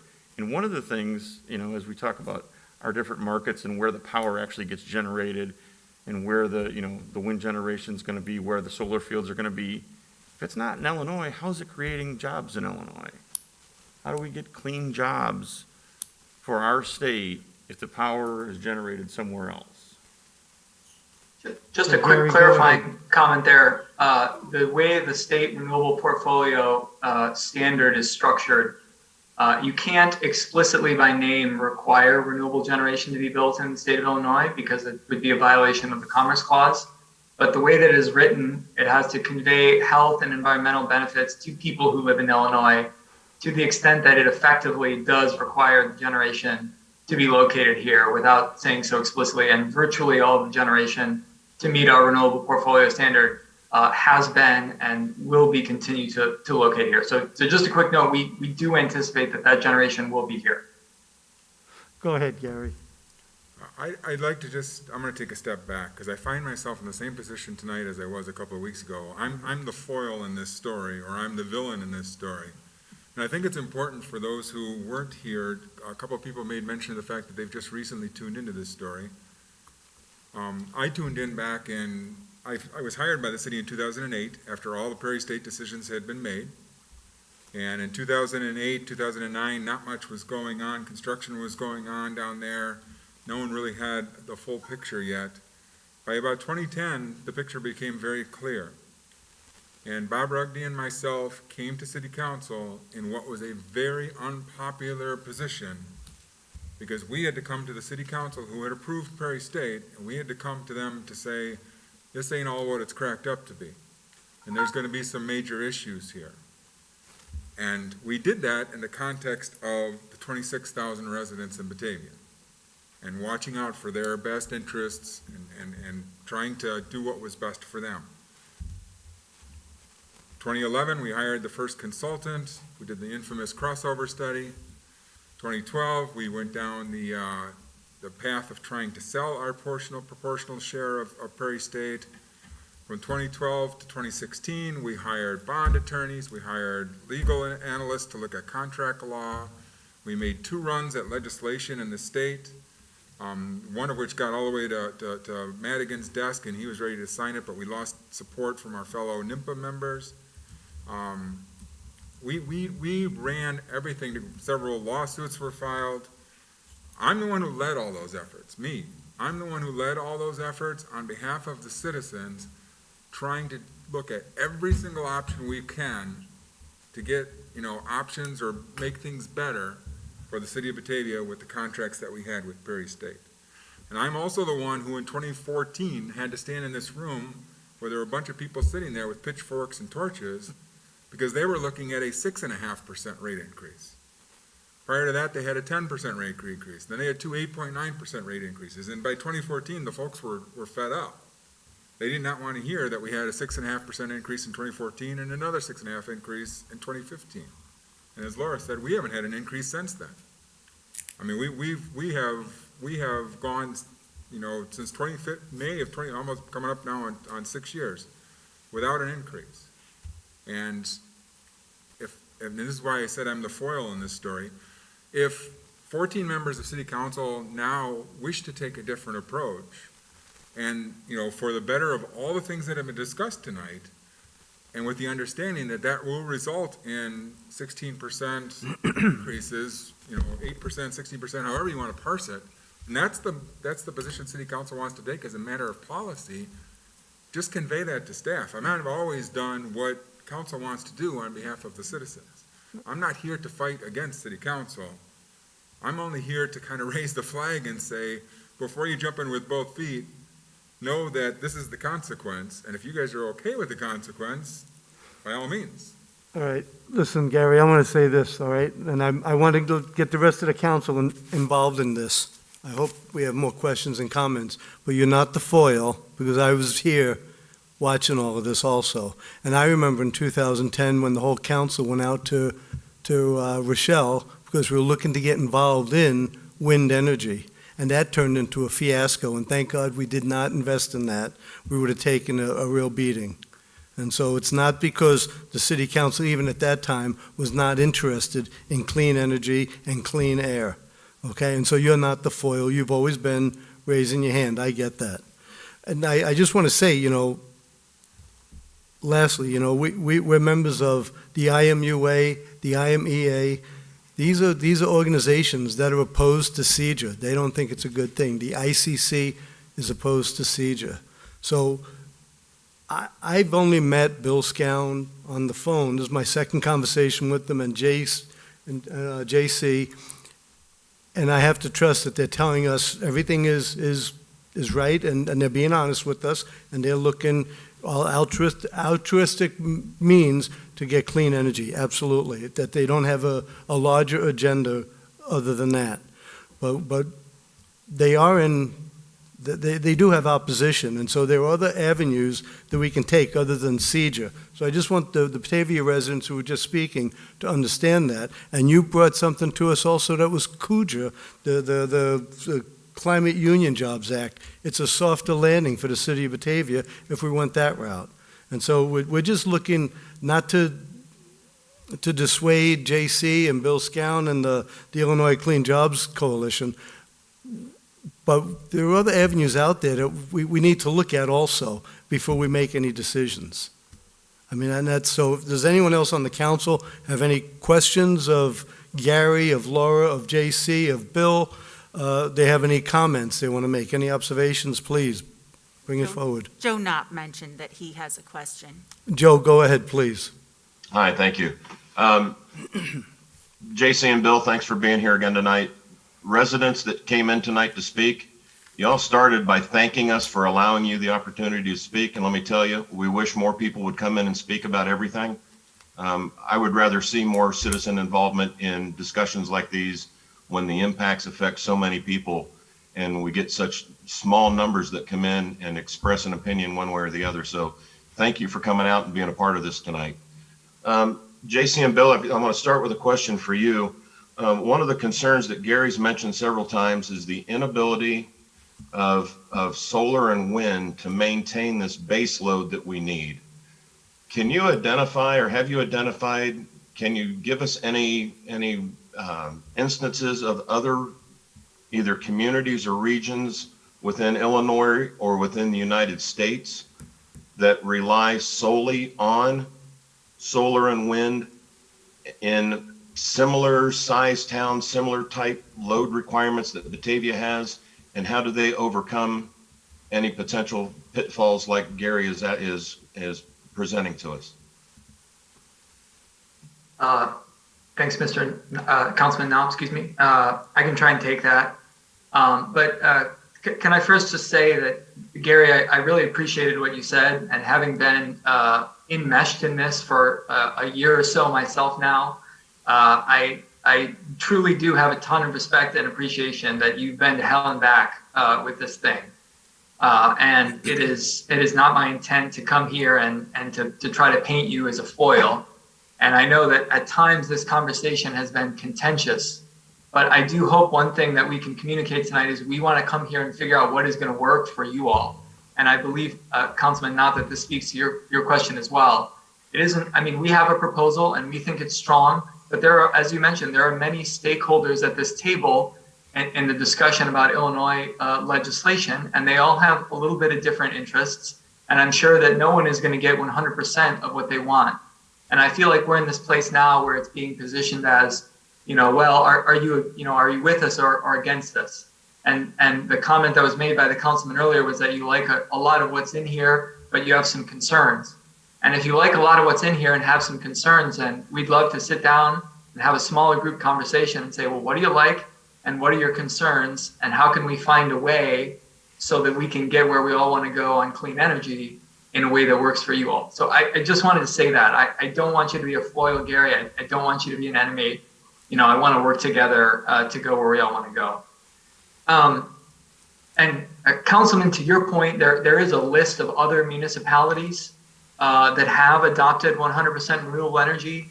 I think the largest of those, which also has a municipality, is Los Angeles. They're certainly not the only one. I know Chicago is looking at a 100% renewable energy standard right now. There's some discussions happening with some Chicago City Council members. I think Boulder, Colorado runs on 100% renewable energy. There's several others. I'd be happy to send a follow-up list. And I guess I'd say two things about this. One, we're not necessarily proposing that Batavia would need to move to 100% renewable energy today. And it's, we're not putting that requirement in place until 2050 in the Clean Energy Jobs Act. It's 100% carbon free by 2030. Part of the reason that we think we can do that is because Illinois has the largest percentage of nuclear generation of every state in the country, of any state in the country, excuse me. So it is true that nuclear, it is true that it's a more ambitious time frame for carbon free than some other states. And we think that that's in part enabled by the nuclear fleet. So is there anywhere that's running on 100% renewable energy today? Maybe some places, within a grid where I think, as Gary alluded to earlier, maybe some of the electrons they're getting are not 100% renewable, even if they're buying 100% renewable. And we don't think that we should require that today. We're looking at requiring that in 2050 with this interim carbon-free in 2030. But I'd be happy to share that list, Councilman, if you can tell me the correct email address to send it to of other municipalities that have taken that on. Okay, good. We can get you What I see that. there is that we've got a concern, and if somebody else has already addressed that concern, we don't have to reinvent the wheel. We can see how somebody else has done it and perhaps find out what the cost impact was to doing something so that they maintain reliability, 100%, 24/7, 365, so that we get and help meet some of the green goals that have been set and some of the carbon reduction that we've been talking about, and at the same time, keep everybody's lights on. Just to be clear, Alderman, those communities that are running on 100% renewable are running on 100% renewable paper contracts. I mean, the poles and the wires are still bringing electrons to them from a wide variety of power plants. They maybe have all those PPAs like I talked about earlier. They may have 100% of their PPAs in renewables. So financially and transaction-wise, they are dealing with 100% renewable power. But the physical electrons that are keeping the lights on for them aren't necessarily just coming from solar and wind, and it's not as if those communities are disconnected from the larger grid. Well, then the question would be, where does their gap in the base load requirement get made up? How does their gap in base load requirement get made up if they have 100% of their PPA on renewable? That's what I heard as your objection to this, or one of the concerns you have with this. So you just saw an example of how the gap gets made up in Texas. When the grid disappears, those folks in Texas had to spend in those 4 days. There were groups of people in Texas who had to spend in those 4 days their entire allotment of purchase power in order to purchase power off the market at that point in time during that crisis situation. So they spent their entire budget in just those course of those 4 days. That's why I was saying earlier, we're still going to need some sort of backup contract.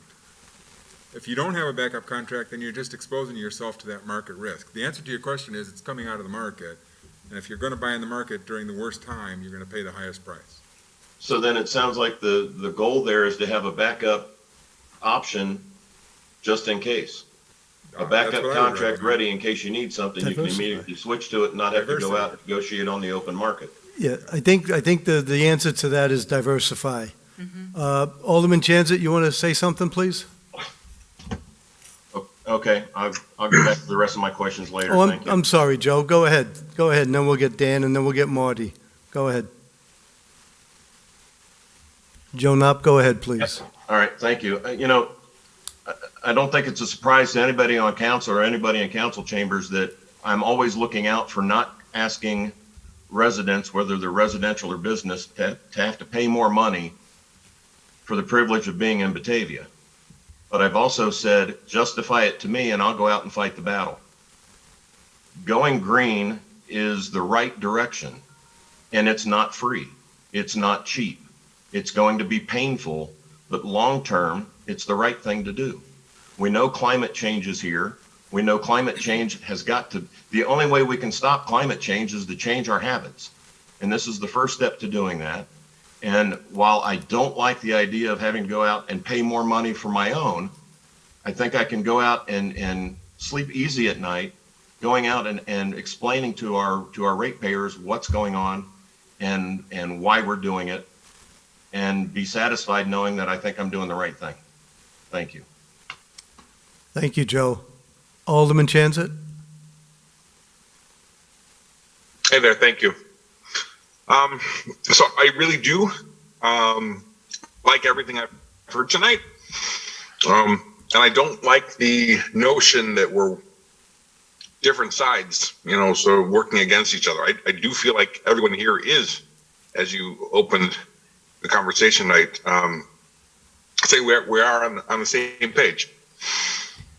Spent the last decade of my service on council, a majority of it coming up with, listening to experts, spending money on expensive attorneys, trying to find their way out of contracts to get out of this bad deal that we're now in, and to head towards diversification and clean energy. But everything I've heard tonight has given me some pause. And I feel like if I was there in council chambers, people would be able to see the faces I was making. It's among the reasons why I'm kind of happy my video's off tonight. Diversification. What I heard was, solar and wind.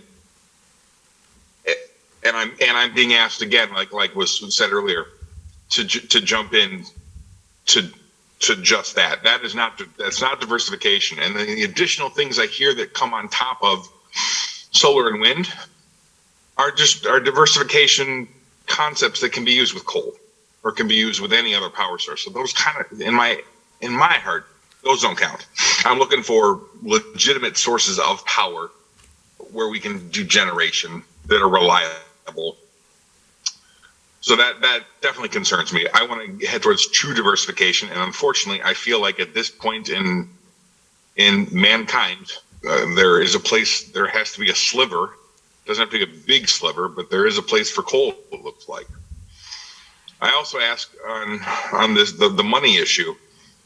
A lot of people are pretty cavalier about thinking that the state of Illinois is gonna give us money. The mayor has told us on numerous occasions that we should start looking elsewhere. We cannot count on the state of Illinois to give us money. We cannot guarantee we're going to get $2 million for a dam, a one-time check.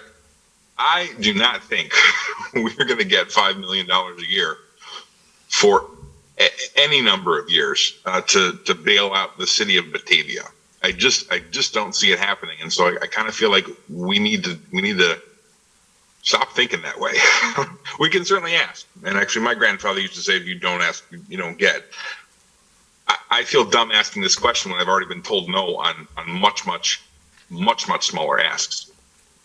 And then I ask the gorilla, the elephant in the room, whatever. Contract law is probably the non-starter for everything we've been discussing tonight. And Gary, I guess I would direct this question at you, because you've certainly been involved in a lot of this stuff. And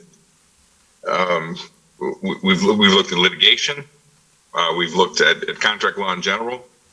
If the state of Illinois closes down our power plant, it does not void the contract. We're screwed no matter what. So we probably need to address that issue first before we can do anything. We should be talking about contract law exclusively before we move off of square one. Am I being too simplistic about that? Because that is my first and only fear. If we can't win that battle, we're done. And I feel like we've fought that battle and been told, no, you have a contract. And again, am I being too simple about that? And that's the majority of what I have to say. Go ahead, Gary. I mean, so let's say the state steps in and says the plant has to close. Just like with federal legislation, just like with state legislation, basically this is a plant that crosses many state boundaries. There's going to be federal lawsuits filed, probably be in the courts for years. And all those court costs will all trickle down to the owners, which is part of us. Let's say it goes through all that process and finally the judge says the plant is closing. At some point in time then, Prairie State, the generating company, doesn't become an entity anymore because it's now closed. And our contracts say that when the plant closes, that portion of our contract ends. Yes. That has nothing to do with the other side, which I think everyone acknowledges, that's the bonds. The bond holders out there still expect to get paid. So let's say immediately in 2030, the plant closes, it ceases to be an entity, magic happens, there's no lawsuits. We have bonds though, and that's the other. So I guess I'm answering your question, Alderman, that there is an out on the plant side once that entity goes away, however that entity were to go away, but there really isn't an out on the bond side. The bonds either through the make whole provision or through some other mechanism, we're going to pay those bonds one way or the other. I'm a banker. The bonds are a contract. Yeah. We cannot get out of that contract. So I'll throw it out there because it's been 10 years now. I can toss this out there. It's not really sensitive anymore. But when we first began our conversations, it was right around the same context when Detroit, the municipality of Detroit, declared bankruptcy. Illinois doesn't have a bankruptcy provision for municipalities. It's one of the concepts we explored, let me tell you, because we thought about the concept of what if we declare bankruptcy? That means 20 years of bad times in Batavia, but after that 20 years, then we could be over the hump. So, I mean, those are the types of ideas we looked at, and obviously we ruled that out 10 years ago, but those are the things we talked about. Carrie Shepard said that he would like to address this question. Okay, go ahead. Hi, good evening, everybody. Can you hear me okay? Yes. I just wanted to quickly state that I think the characterization that Gary gave regarding the contracts is correct. I think that we're in agreement on the way in which state legislation would affect that. I do believe that we have a different opinion on the expected costs of that. I think our analysis suggests that we believe it would be less expensive than others do. But I wanted to state quickly that this is an area that we do agree in. All right, thank you. Hey, Gary, just a quick question, just so for clarity's sake for people, the bonds are the construction costs. Yeah, the bonds were, we issued 3 sets of bond, we being NIMPA, before my time. Right. But I speak in the present because NIMPA issued 3 sets of bonds, all to pay for construction costs. NIMPA has not issued any more bonds since that point in time. Okay, I just wanted, so people understand what you're talking about, bonds. Yeah. Alderman Callahan, you want to say something, please? I do. Thank you. So this is our 3rd meeting on this, and I think it still needs to be pointed out. We are not in the driver's seat on this legislation at all. This affects us, but we're having debates on the merits of legislation that we will not vote on and have actually no direct impact to. We can, as I think Bill Scowen has stated several times, just to let them know what the things that affect us, to try to get that put into the legislation to lessen the impact to us. I moved here in 2008. I joined council in 2013, specifically with several other people, that this was the issue at that time. As has been stated, my 8 years on here has been spent looking at ways to have this reviewed, looked at, try to get out with all the various sources and the various terms, and none of them came to fruition. This, I believe, is, as has been stated, what the intention of our residents that were stating it was an avenue for the goal of what those other, or several of the other aspects that we were trying were to either get us out of the contract or find ways to reduce and lessen the impact. Because frankly, this was decided for us in 2007. And most of us have not had any say in it. We've had to deal the cards that we have been dealt. And in this position that we are in, someone else is playing our hand for us. So I'm still trying to figure out, after 3 meetings about this, what our goals are of this. We're, like I said, we're debating legislation that we're not voting on. So I think some of the things that I would like to see us try to come to some resolution on would be to figure out those items that we know will affect us, present solutions that we can submit to others to act on our behalf to try to make sure that they're in there, and advocate to our legislators, to the ones that actually are voting for this, to try to make sure that those impacts to us are considered. Even though we still, all of it can happen without any of the impacts to Batavia be taken. Because, as I know I've said on previous times, other people have said on previous times, and several of our residents tonight have said on that there are larger issues at play. Yes, it's a significant impact to us, but there are also larger issues to Illinois and the world on it that, frankly, other people are going to take as more priority rather than the economic impact to us. You just wrote our witness slip. That's the policy statement right there. If we learned anything from our trips to Springfield, it's that the squeaky wheel they will listen to, if not everyone is in agreement, and if Batavia is raising their hand and saying, you will bankrupt us, if you're going to go forward, put a provision in there that allows for the city of Batavia to declare bankruptcy. Then let us reorganize our debt. We need some financial assistance while we do this. That might get them to start thinking to consider some of our policy statements. So we're actually not that far off from a solution here, or at least a cohesive statement to get what it is that we're asking for. Yeah, this 100% agree, and 100% agree, Dan. And that's where we try to make sure that people have effective lobbying efforts and effective ways to get your legislators to work for you on your behalf. Because my position is, just as stated with several people tonight, and I know several of them are actually my constituents, that I know how they feel and I know how others feel. And there are residents in this town that understandably will know that the financial impact to them will be increased, and they're willing to pay that. Others may not be able to, and decisions about those situations are going to have to be made.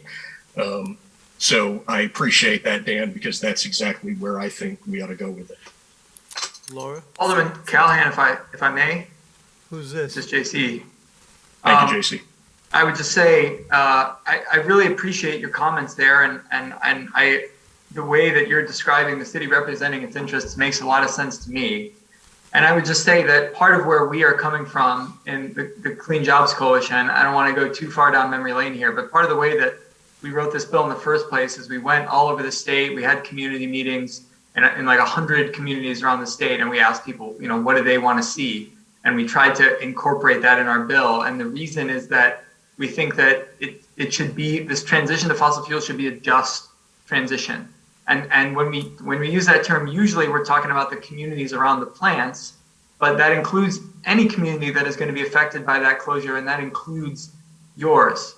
And so if you or your colleagues wanted to put together a list of, you know, of what your concerns are, what your priorities were, what your suggested fixes are, you know, just any more than you couldn't guarantee anybody the vote of your body, I can't guarantee you the vote of mine. But what I will say is that I'm happy to take this back to our coalition and say we had a good conversation with folks in Batavia. They're, you know, in these Prairie State contracts, and they have some real concerns, but they share our goals, and here's what they want. And I can have a conversation at the coalition about that and see if there's a receptive, you know, audience to that. So you can certainly, you know, go and do your own thing in Springfield as well, but we would like to work with you to find a way to make this just and fair. And so I would welcome that input is all I would say. And JC, that your statement of your position has been my understanding of the reason why you and the others have all attended these meetings and why I have appreciated your voice in these. Thank you. All right, JC, so you'll get something, we'll discuss that further, I guess, and we'll get with Laura, and she'll get back to you. Actually, what I wanted to say was that's really what Gary initially Yes. talked to City Council. It's called the CJA Talking Point. Yes. And it's basically those most important matters that we want to bring to the attention of our legislators before they vote on this very important legislation that has some really significant impacts for our residents and our businesses. Yeah, Mike? and I was just going to state that it is, Gary did spell it out in SB 1100. Isn't that what we're trying to do? That's the SUJA bill. Yes. The talking, I actually just sent it out again today. It was another email I just sent, This one with the yellow? resent out again Right. today. The policy statements, which I started off with the Highest talking level. points. But I It went. kept getting to more and more levels of detail. Yes, so out of the March 30th conversation, we took a step back. If you recall, even during that meeting, I said, I'm not sure what city council's even policy positions are. So before we develop talking points, we first need to figure out what your policy positions are. So that's, again, I sent it out again today, prior to the meeting. I had sent this out about a week ago, April 7th.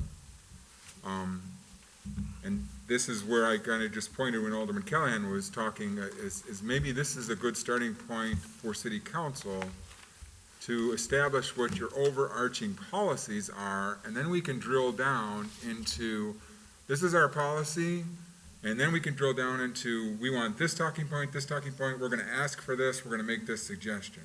But until we have this policy kind of outlined, I don't know what direction we're headed in, because I've heard even different directions. So that's, I guess, where I would encourage you, is to start looking at the policies and do that first. Yeah, Mike. Go ahead, Mike, I'm sorry. And I think we need to have a serious discussion with city council on going through this, Gary, and making sure that we, as a city council, approve, and this is where we want to go before we have any more other conversations, because I think until we know exactly where we want to go and everybody's on the same page, I think we have to be in an agreement. And I tried to write them in the same Yeah. format that Laura did for the strategic plan, where she gave you, options A, B, and C, and even if you pick option B, that might not be the final option. You may then tweak option B and make it into your own. But you needed someplace to start, and I've tried to take them from one part of the argument to the other part of the argument, and have an option for you on all parts of the argument. I thought that's what we would be doing tonight, and that's why I opened up with what I said about, the Jobs Coalition being here. But we wanted to present a unified platform to them that they can work with us on. And so I think that's excellent, so we should probably have another meeting, just the council, and hash it out. And that would be a good thing to do. And then we can get a hold of JC and Bill and tell them this is what how we're looking to go and proceed, and they can help us through that. I mean, it's all collaborative. It's not, adversarial whatsoever. And so, is everyone okay with that? I can go around the table and ask everyone. I can ask, Marty, you good with that? Alderman Callahan? What's the actual plan? Well, Gary sent out a It cut draft out. today, and we were just going to review that at another date, next Tuesday perhaps, so we can pick a date, and we can hash out, so we have a unified approach, that then we can bring that to the coalition, and they can help us get to where we think we need to be. And we should also make appointments with our state representatives and senators Yes. to make sure that they hear these things directly from us. Mm-hmm. Because right now, we got everybody telling us what we should do. And I Yes. would like us to everybody agree to what we should do as a city and as a council before we start getting into all these other conversations. So I can go around the table. If anyone in disagreement with that, please speak up. I mean, Keenan, you have anything to offer, anything you want to promote or say regarding this? No, we're going to talk about the options page, right? Yes. We're not, Policy statement. this is going to be in a public setting, right? Oh, yeah, it's going to be a Okay. council meeting. It's going to be on TV. It's not a private meeting. Okay, Absolutely. It's what we do every week. okay. All right, Jennifer? Good. Alan? I'm I sure- really feel like, we talked about this before, that's what we were gonna do, and then we decided that we wanted to give the presenters from the Clean Energy Coalition, that they would get the things that they didn't have responses for before back to us, and then we get to discuss that, and then we would be right back to where I think we are right now, so we could look at this and say, okay, these are the things that affect the city, these are the things we want to promote, these are the things we want to discuss, get those lists together, agree on that list. Once we're all in agreement, then that goes both to our legislators and back to so we can try and get whatever change in this before it passes. Because I think it's going to go through. It's just what form is it going to be and how much input are we going to have before that Right. happens? And then, again, with that, if we have a good relationship now with both our legislators and with this group, when we get to the point of trying to figure out how to implement or how to get from A to B, we can also rely on that connection that we've already formed to be able to be there later on. Because I think that's gonna be really important as we go through this. I mean, this is not gonna be an easy change to get to 100% renewables. I don't care if it's 10 years, 20 years, or 40 years, it's gonna take time. Agreed. We've been talking about this since before we got into the Prairie State coal plant. The whole time I've been on the city council, since 2003, we knew this was coming. We knew that there was gonna be clean energy out there and we were gonna have to buy into it. The reason we backed out of it when we went out to look at the wind plant is it was extremely expensive over and above what we were paying at that point. And we weren't even using what we had. And it was a bit of a mess, if I recall. Yeah. The farmers were arguing, and the land wasn't for sale, and nobody wanted a neighbor, and it was a mess. So, Mike, Yeah, anything? no, and I agree. This has a long way to go. I know CEJA is proposing that they have 40 million solar panels across the state of Illinois by 2030, and that's what it's going to take to power our state. I don't know if we can all come to agreement that that's really going to happen. I mean, Mr. Mayor? Yeah, I just want to add up, a couple of things were said here tonight as I sat here and listened to this conversation. One was Alderman Wolf's comments about what electric is really going to need when we electrify all the cars and trucks in America. And I wholeheartedly agree with his sentiments that that's going to be a huge load on this system. And we better have the backup power ready to deal with it, because that's not going to be something that we can take too lightly. The other situation, because I've obviously been here a long time, I remember that meetings that you talked about going to Rochelle. And at one time, NIMPA was going to look at trying to go into the air with some windmills.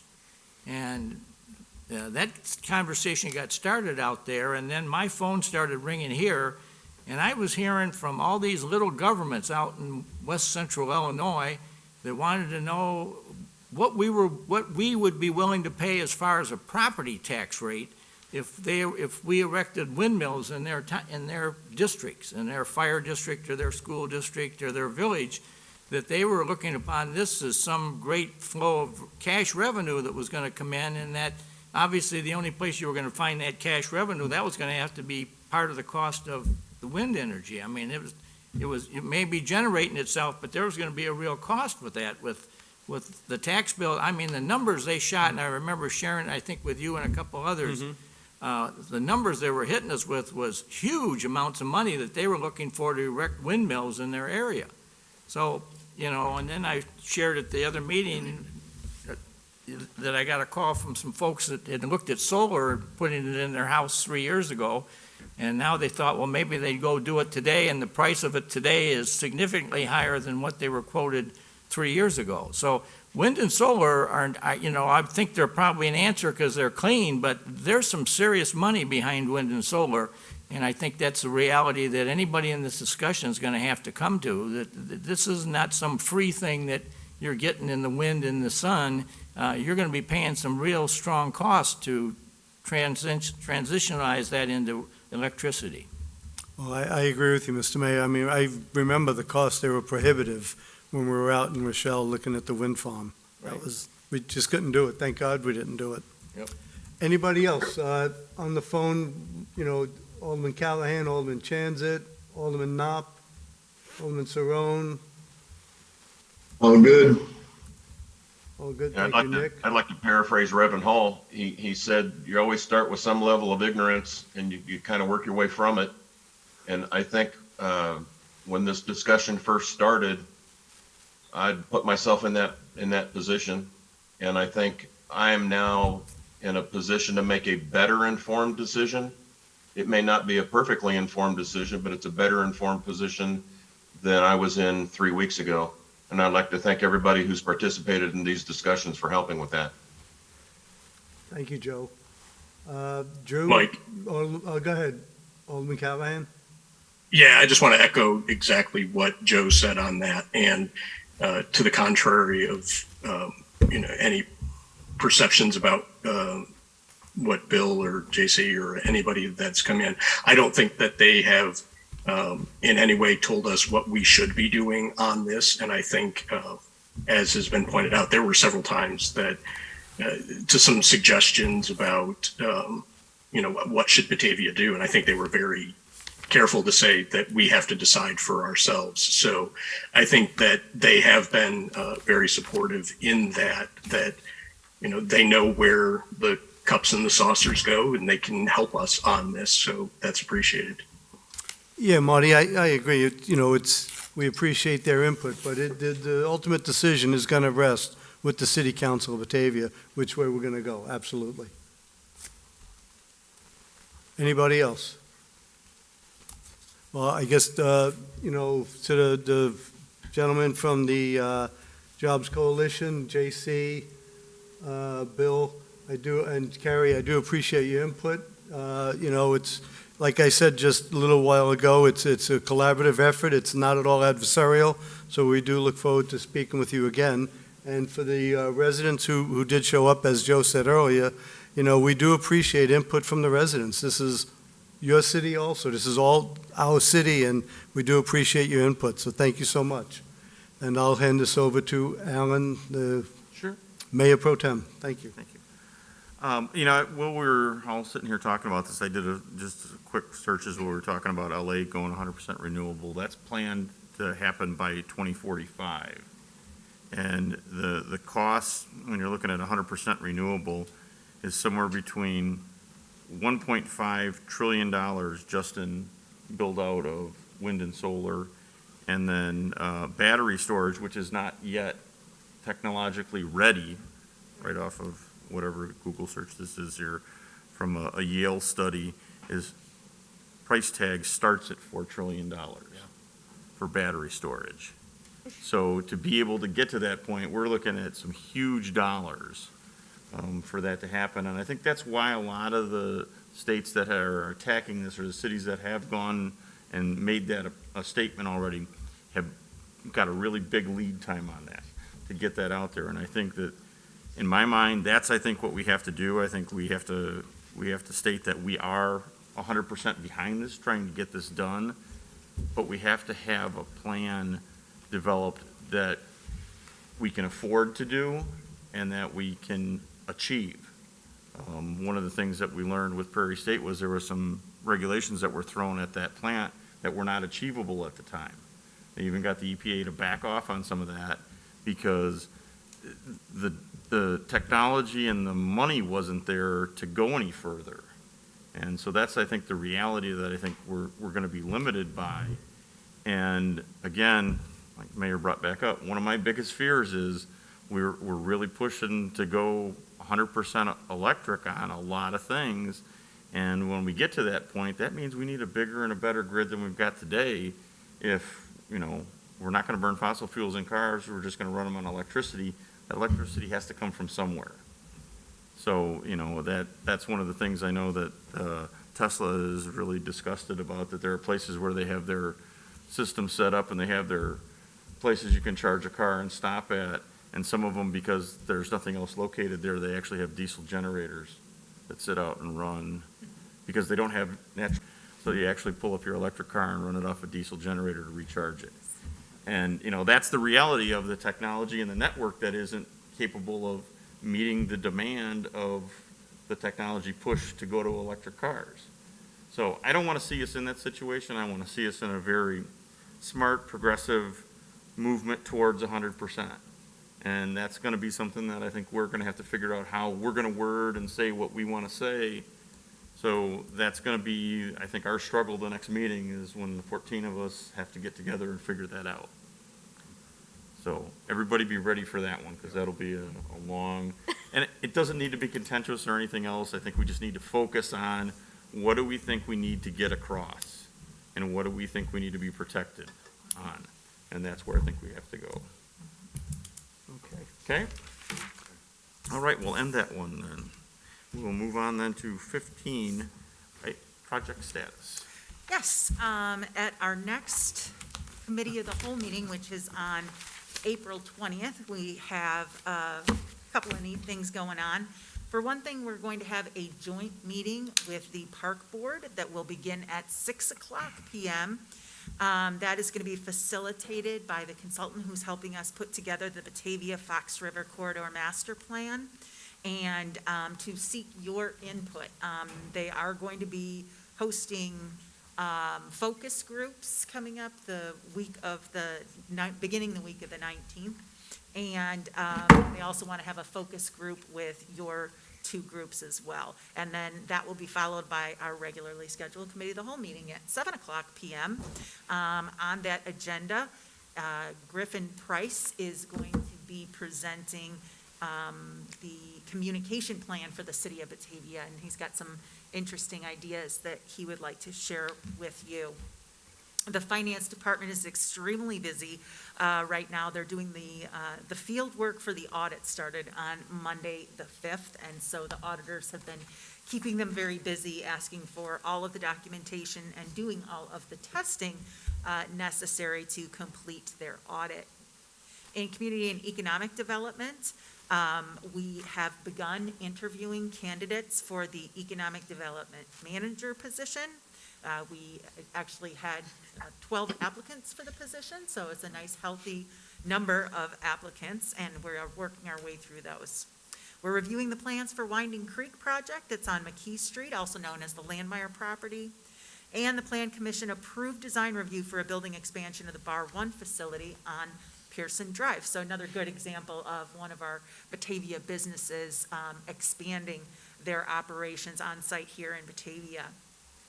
Also, yesterday, the Historic Preservation Commission approved a certificate of appropriateness for demolition of a home at 14 North Washington Avenue. And then that will need to then come to City Council for approval. Also wanted to let you know that the city is providing utilities and also police support at the Sam's Club, the mass vaccination hub. The Kane County State's Attorney's Office sent us an intergovernmental agreement for providing those services, and that will be the basis for us being able to apply to FEMA for public assistance to get reimbursed for 100% of the costs of providing those utilities and services. And so my plan is, if you would allow, to bring that directly to City Council on Monday, April 19th, rather than bringing it to the Committee of the Whole first. I think that should be fine. Great. In Public Works, the storm sewer work at the west end of the Main Street project near Van Nortwick is near completion, and the next phase of the work is going to include storm sewers on Batavia Avenue south of Main Street. Staff met with Fermilab to discuss their plans for improvements to their sanitary sewers, which are tributary then to the city's system. And staff also met with our engineering consultants to get a status update on the Carriage Crest drainage project, and more data is expected to be collected this spring season. They'll come out during some of the heavier rainfalls to do some further analysis. Information Systems has been collaborating with the police department in setting up the body-worn camera system, and policy development is in its final stages, and the police department hopes to begin fielding the cameras during the first half of May. And the command staff is currently working with the Batavia Board of Fire and Police Commissioners to develop protocols for establishing a secondary list of eligible certified candidates to augment the current pathway for becoming a sworn member of the Batavia Police Department. And I'd like to announce that we have a new HR administrative assistant. Her name is Darlene Wyans. She started this past Monday, April 5th. She will be engaged in training over the next several weeks. And that's it, unless anybody has any questions for me. Any questions for Laura? Anybody that's online?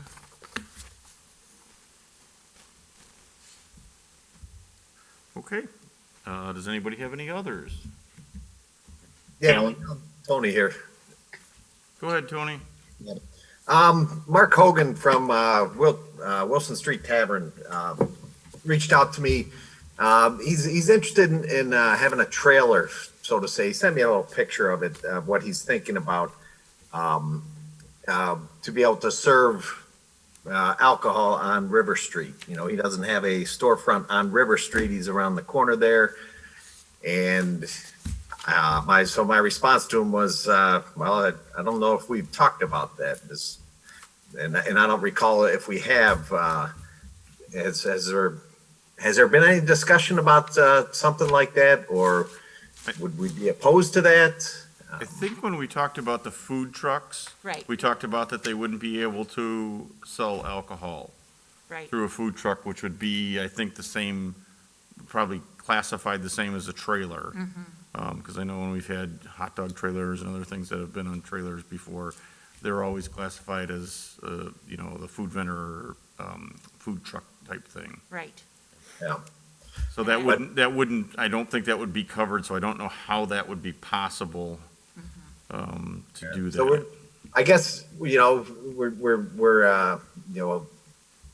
supporting the other businesses and the other restaurants that happen to be on River Street. He happens to be right off River Street. He's concerned that he's not going to be able to compete and be able to survive. He had that, he and the Oak and Swine had the alley on the other side, and he said that they weren't getting the traffic there. Okay. I was So- going to ask if they were going to do that We again. also established the 200-foot rule, so even if we were to allow the service of liquor, it would not be allowed in that area because of competition with people who have made a much larger investment Yeah, in their brick and mortar business. But To the whole allow thought somebody to pull a cart up in front of Melissa Mano's restaurant or John Right. Hamill's right. cocktail place to serve cocktails would be, I think, a difficult proposition. What if he placed it on Water Street instead, where there is nothing? I wouldn't be opposed in the case where somebody obtains the appropriate license for an event. So I believe that is a Class G license. And so, for instance, I remember brick and mortar restaurants in our downtown have served cocktails at events. And so if it was set up appropriately in that manner, but we wouldn't have somebody set up a regular service of alcohol with, weekly hours in that area. But, he has a brick and mortar and has been making investments just around the corner. So I have, the fact that we're helping some and not others that are tax-paying businesses in our town. I don't know. Tony? Would Yes. he be okay with another bar setting up in front of his business with a cart, also selling alcohol? Go ahead, Mike. Yeah, and I agree with that, because what's to stop somebody from Randall Road saying, I want to come out on River Street Right. and put a pop-up bar? That would be a real issue, Or a food truck, right? or. We're protecting the brick and mortar, so. Yeah. Well, and I get that, and we had that, we got some grief about that from that what was it, the brewery that set up behind the old pal Joey's, the pop-up. That was a couple of years ago, but yeah, I get that. Lodi. Lodi, yes, Yeah, thank the you, tap Nick. house. Marty, what were you gonna say? Yeah, I was just going to kind of take a little bit of is it city's job to protect businesses and potential competition? I mean, he is a brick and mortar business also. And I know this because I have been asked tongue in cheek by people, kind of like the ice cream trucks that go for through the neighborhoods. I know some people in my neighborhood would love a margarita wagon, and I know that we might think that it is unusual, but it is not without precedent. Other communities do it. It is not entirely unheard of. So it may be one of those things that we gather more information on, see if other communities have been able to successfully address some of these very questions. And what I've always loved to do, poach other ideas if they've already fleshed them out and done the hard work. Well, Joe and I will do some scouting. We got a ride planned. We'll have to figure a place to go and look at stuff like that. I thought Joe had a good idea regarding Water Street. Maybe it's something we can look into.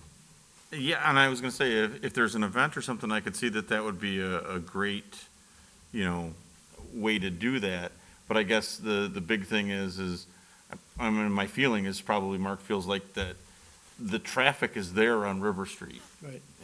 And he should be able to benefit from that. And I don't know how, how else you could do that.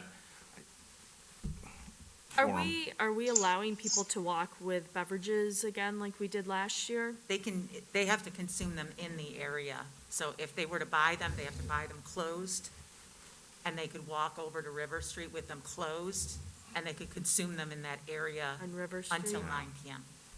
So that's the challenge with him is chances are his beverages aren't closed where the other two businesses on River Street, they can have people that are right there. So it almost feels like we have this area really supporting two businesses when we have even some closer businesses.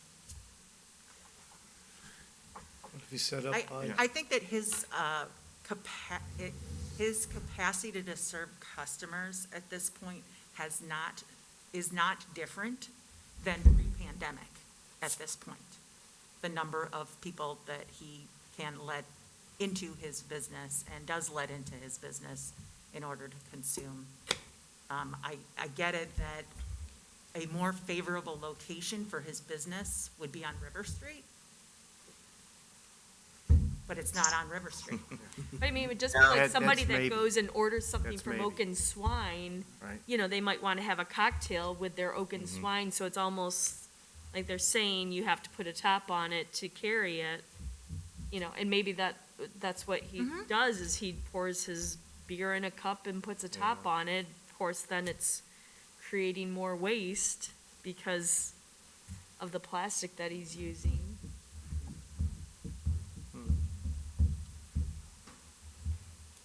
Yeah, I don't know what else we could really do within the constraints that we have.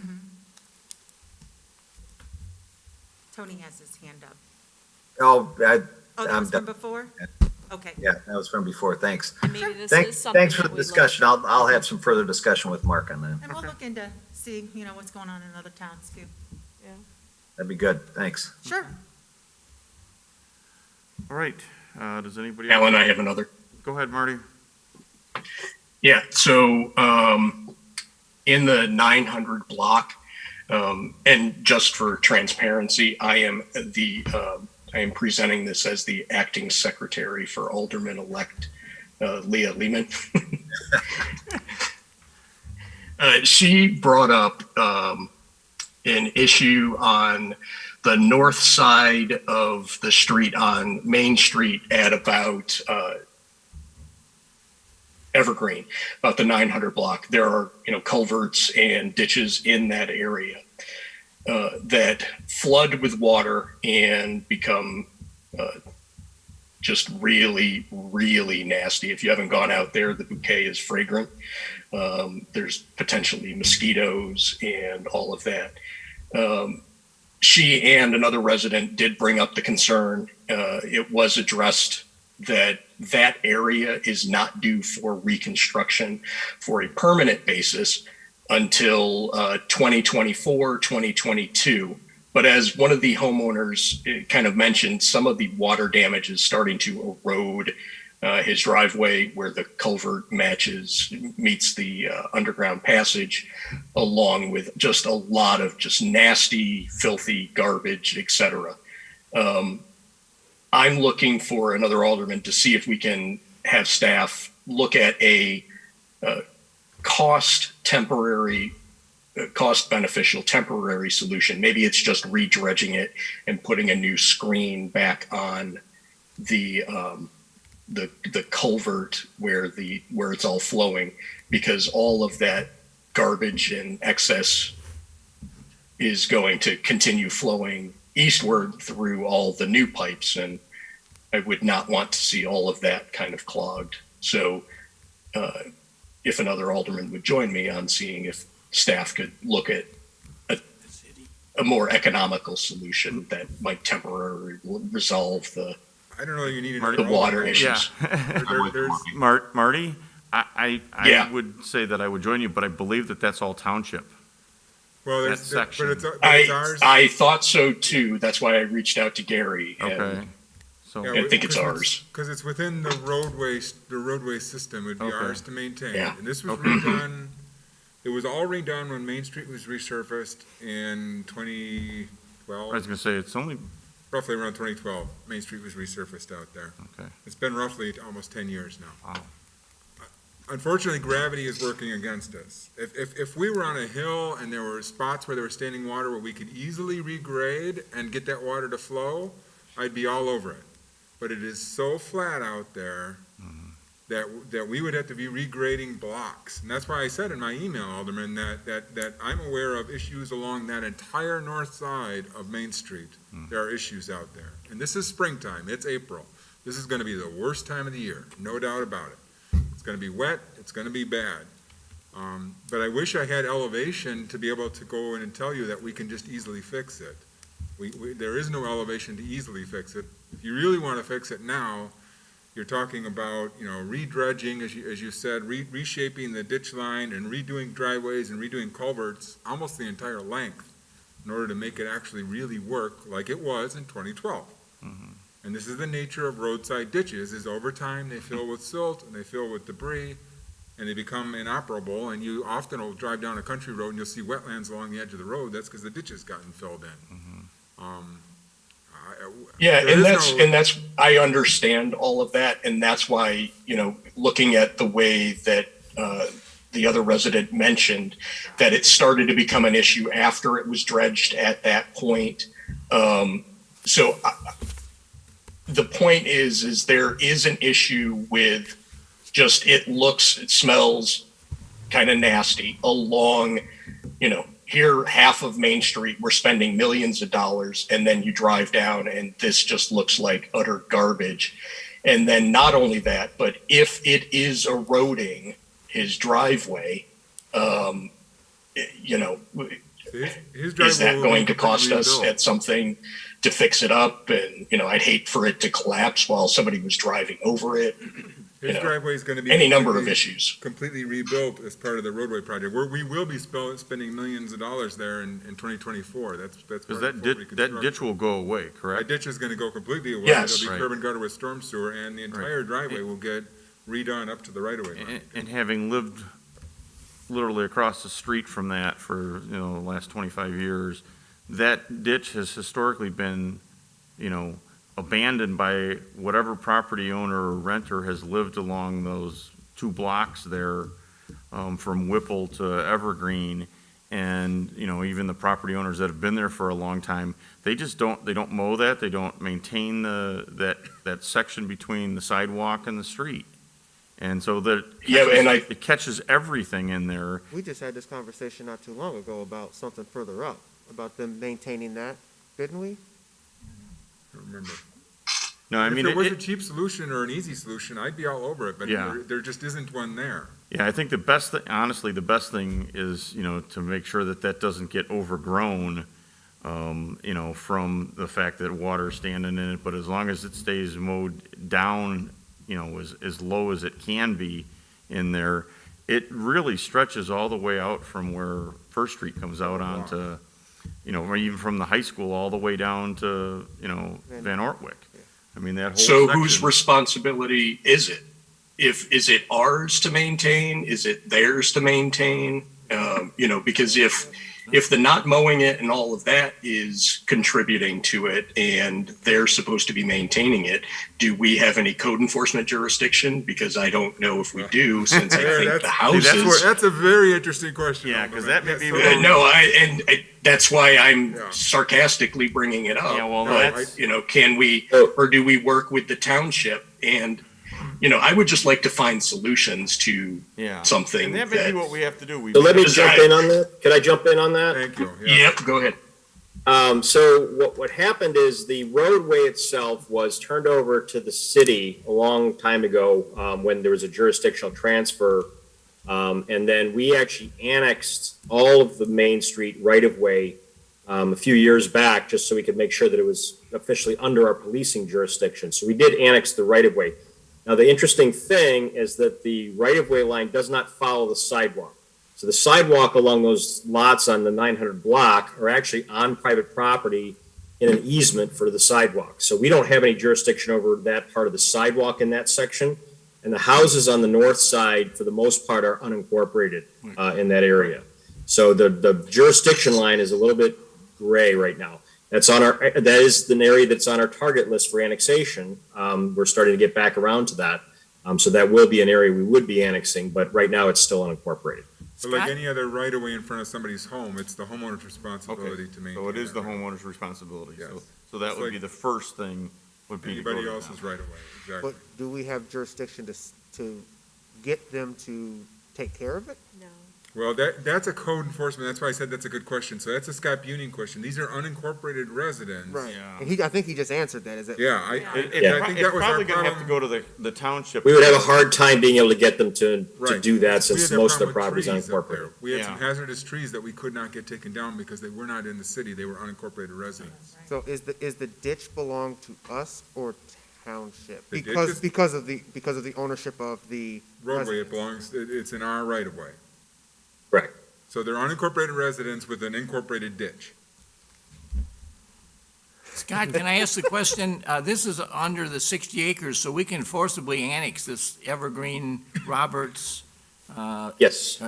Ellen Lane, Main Street part out there, and it's been kind of a burr in our saddle for a long time Right. out there, and there's a lot of people that kind of thumb their nose at us about annexing that property, but yet we get all these problems that, Yeah. Right. we keep getting It'd also referred be the to. right time before that gets built on, because I know. Yeah, there was especially a- if we're gonna go out there. There was a and development that was approved for 2 houses out there, and then that just died. That never happened. Right. Yeah, this area is one of the next areas that we're actually targeting. So we're, now that the elections and COVID is kind of waning, we're getting back around to the rest of these annexation areas. This is Okay. the second area we're targeting. The first area is trying to finish up the Thoria and Orion area. That's only got like 8 lots that are left up there. But Okay. then this is our next area after that. Okay, more fun. I wish there was a simple solution. Yeah. I really do, because it is not a great, that's why, number one, bottom line is that's why we're redoing the roads, because Okay, yeah. there's issues out Right. there. All right. Okay, does anybody else have any others? If not, we will go to executive session to discuss purchase of real estate, and I don't believe there will be any action after the meeting. No. So what we'll do is go into executive session and then adjourn this meeting, You which can will adjourn actually it to mean that executive meeting session. was adjourned after our executive session. Yeah. Okay, so do I have a motion to go into executive So session? moved. Second. Motion by O'Brien, second by Barron. And we would. Roll call, please. Actually, do we want to leave You need to. there are leave. there's 2 attendees that need to sign off, so I'm going to be signing you off now. Well, we have to shut that one off and then go to another meeting. Yeah, I think he's. There's a second, He sent out a new one. there is a second one for an executive session. Oh, is meeting. there? It Okay. has to be a second Laura? meeting. Laura, I sent out a second email for executive It session has to alone. be that way. So right now, we're gonna vote on, going into executive session to discuss purchase of real estate. Roll call, please.